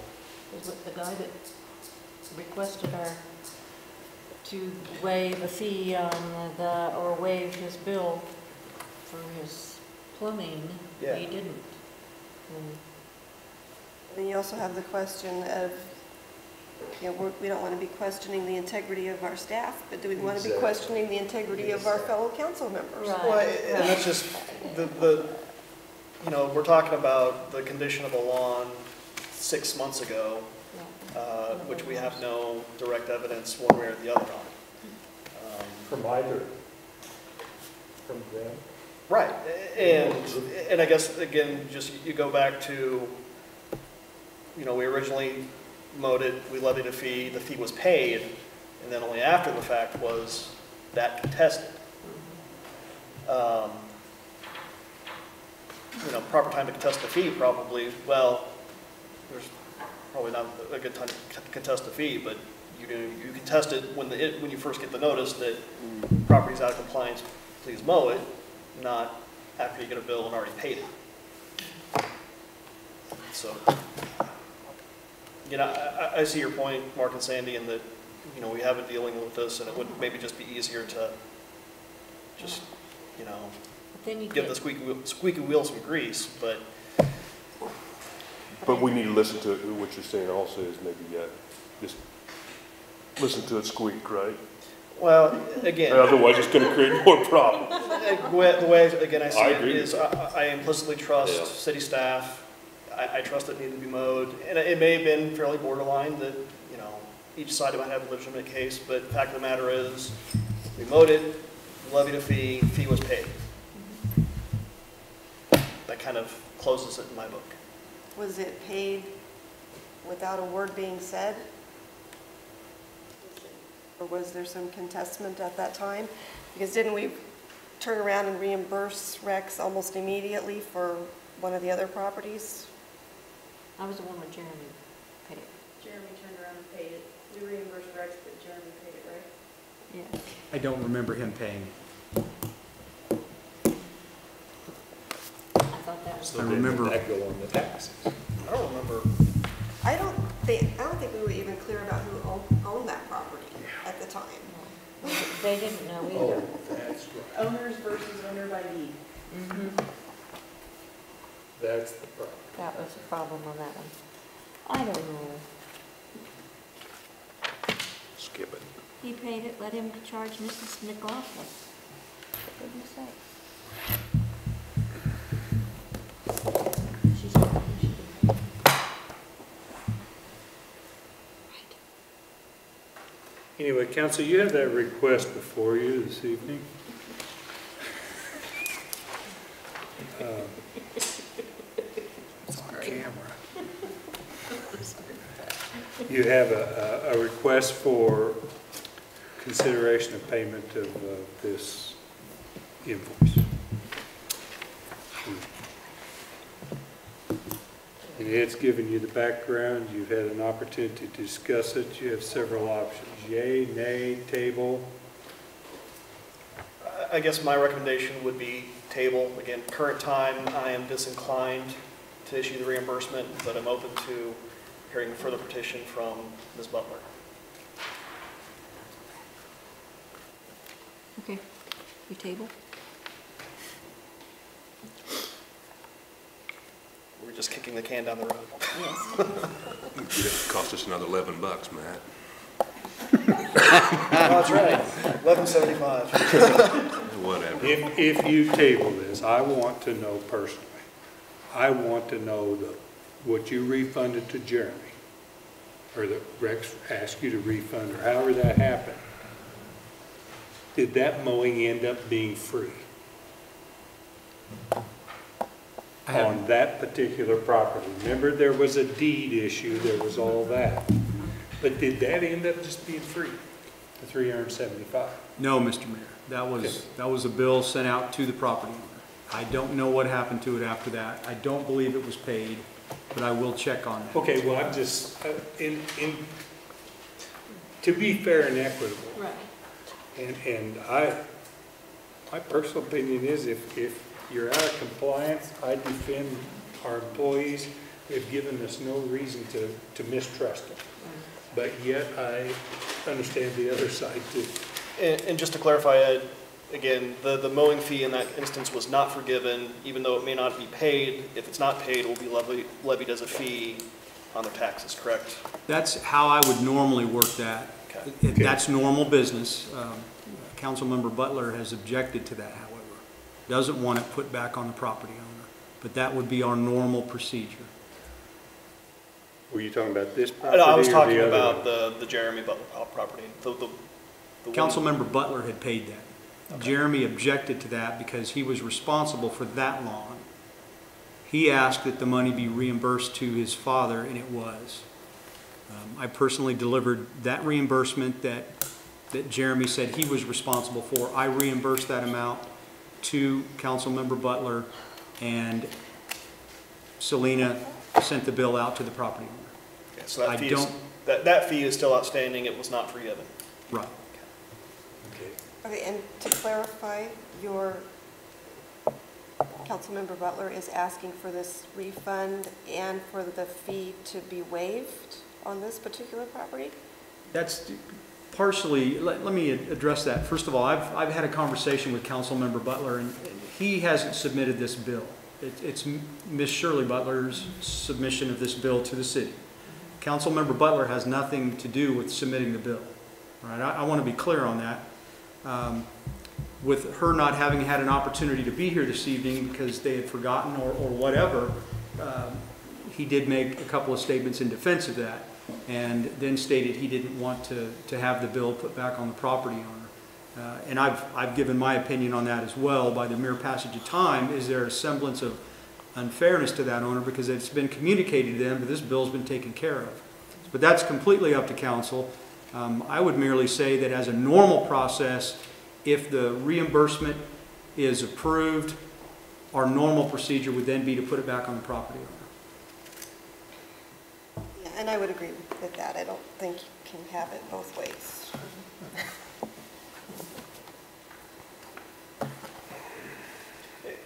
And I guess if we do consider reimbursing the fee, that would be the only, I guess, the main justification for doing so is that the fee should have gone to the property owner, not been paid by, third-party contractor. So I guess I'd be open to do that. Again, refund the fee to the Butler Company, but in that case, we would move forward and levy the fee against the property owner. And again, we're still maintaining that the fee was just and correct, just wrong person paid the bill. I would agree with that.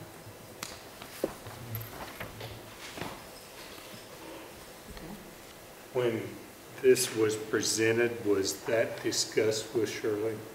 Or did anybody have a chance to visit with her about this, or did this just come in? I haven't visited with her about this. Then, therefore, I would suggest maybe tabling it and have her come so she can hear this discussion about going back on property.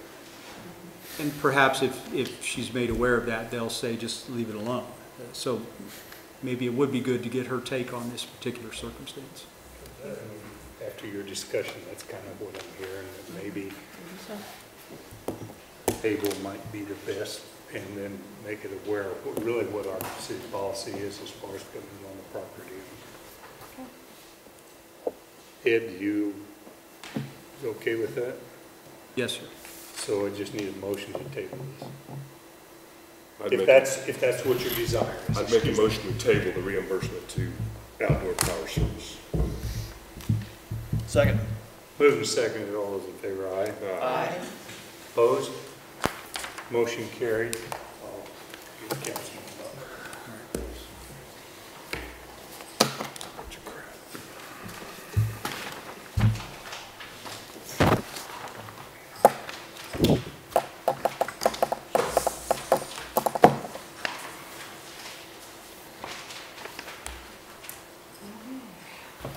Okay, Ed, was there any other agenda items?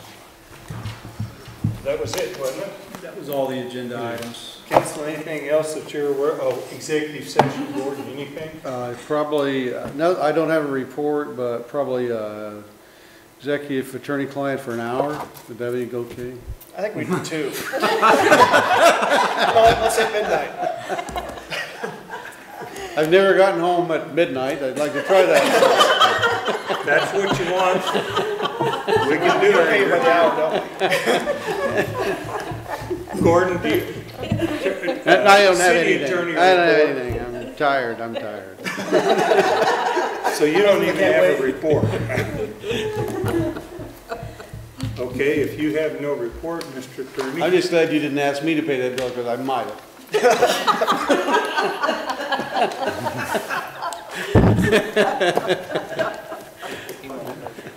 Is it too late to reopen the agenda item? I said might have. I said might have. Grant, can we edit 5 minutes out of that, please? No, I'm serious about that. I think you know what's appropriate in the meeting and what's not, and we've been long eating, we have fun, but there's some things there after our action that were just council having a good time. Ed, did you have anything else? I'd like to add one item to our first agenda item. I visited with Mr. Mike Kelsey and Tyler Piesky just before they left. I had the idea that I wanted to clarify with them that once they begin putting these third-party independent numbers together, the rest of that bill that's cited on the work order, the $18,400, is not payable to PEC until such time in the future that we timed out. The building's kicking us out. It's not payable to PEC until sometime in the future that the city decides we want them to begin the public meetings and the information gathering. So that's as far down the line as it needs to be. So that isn't something that's payable anytime in the near future until we have word from KDOT. So I just wanted to add that. That's all. Anything else?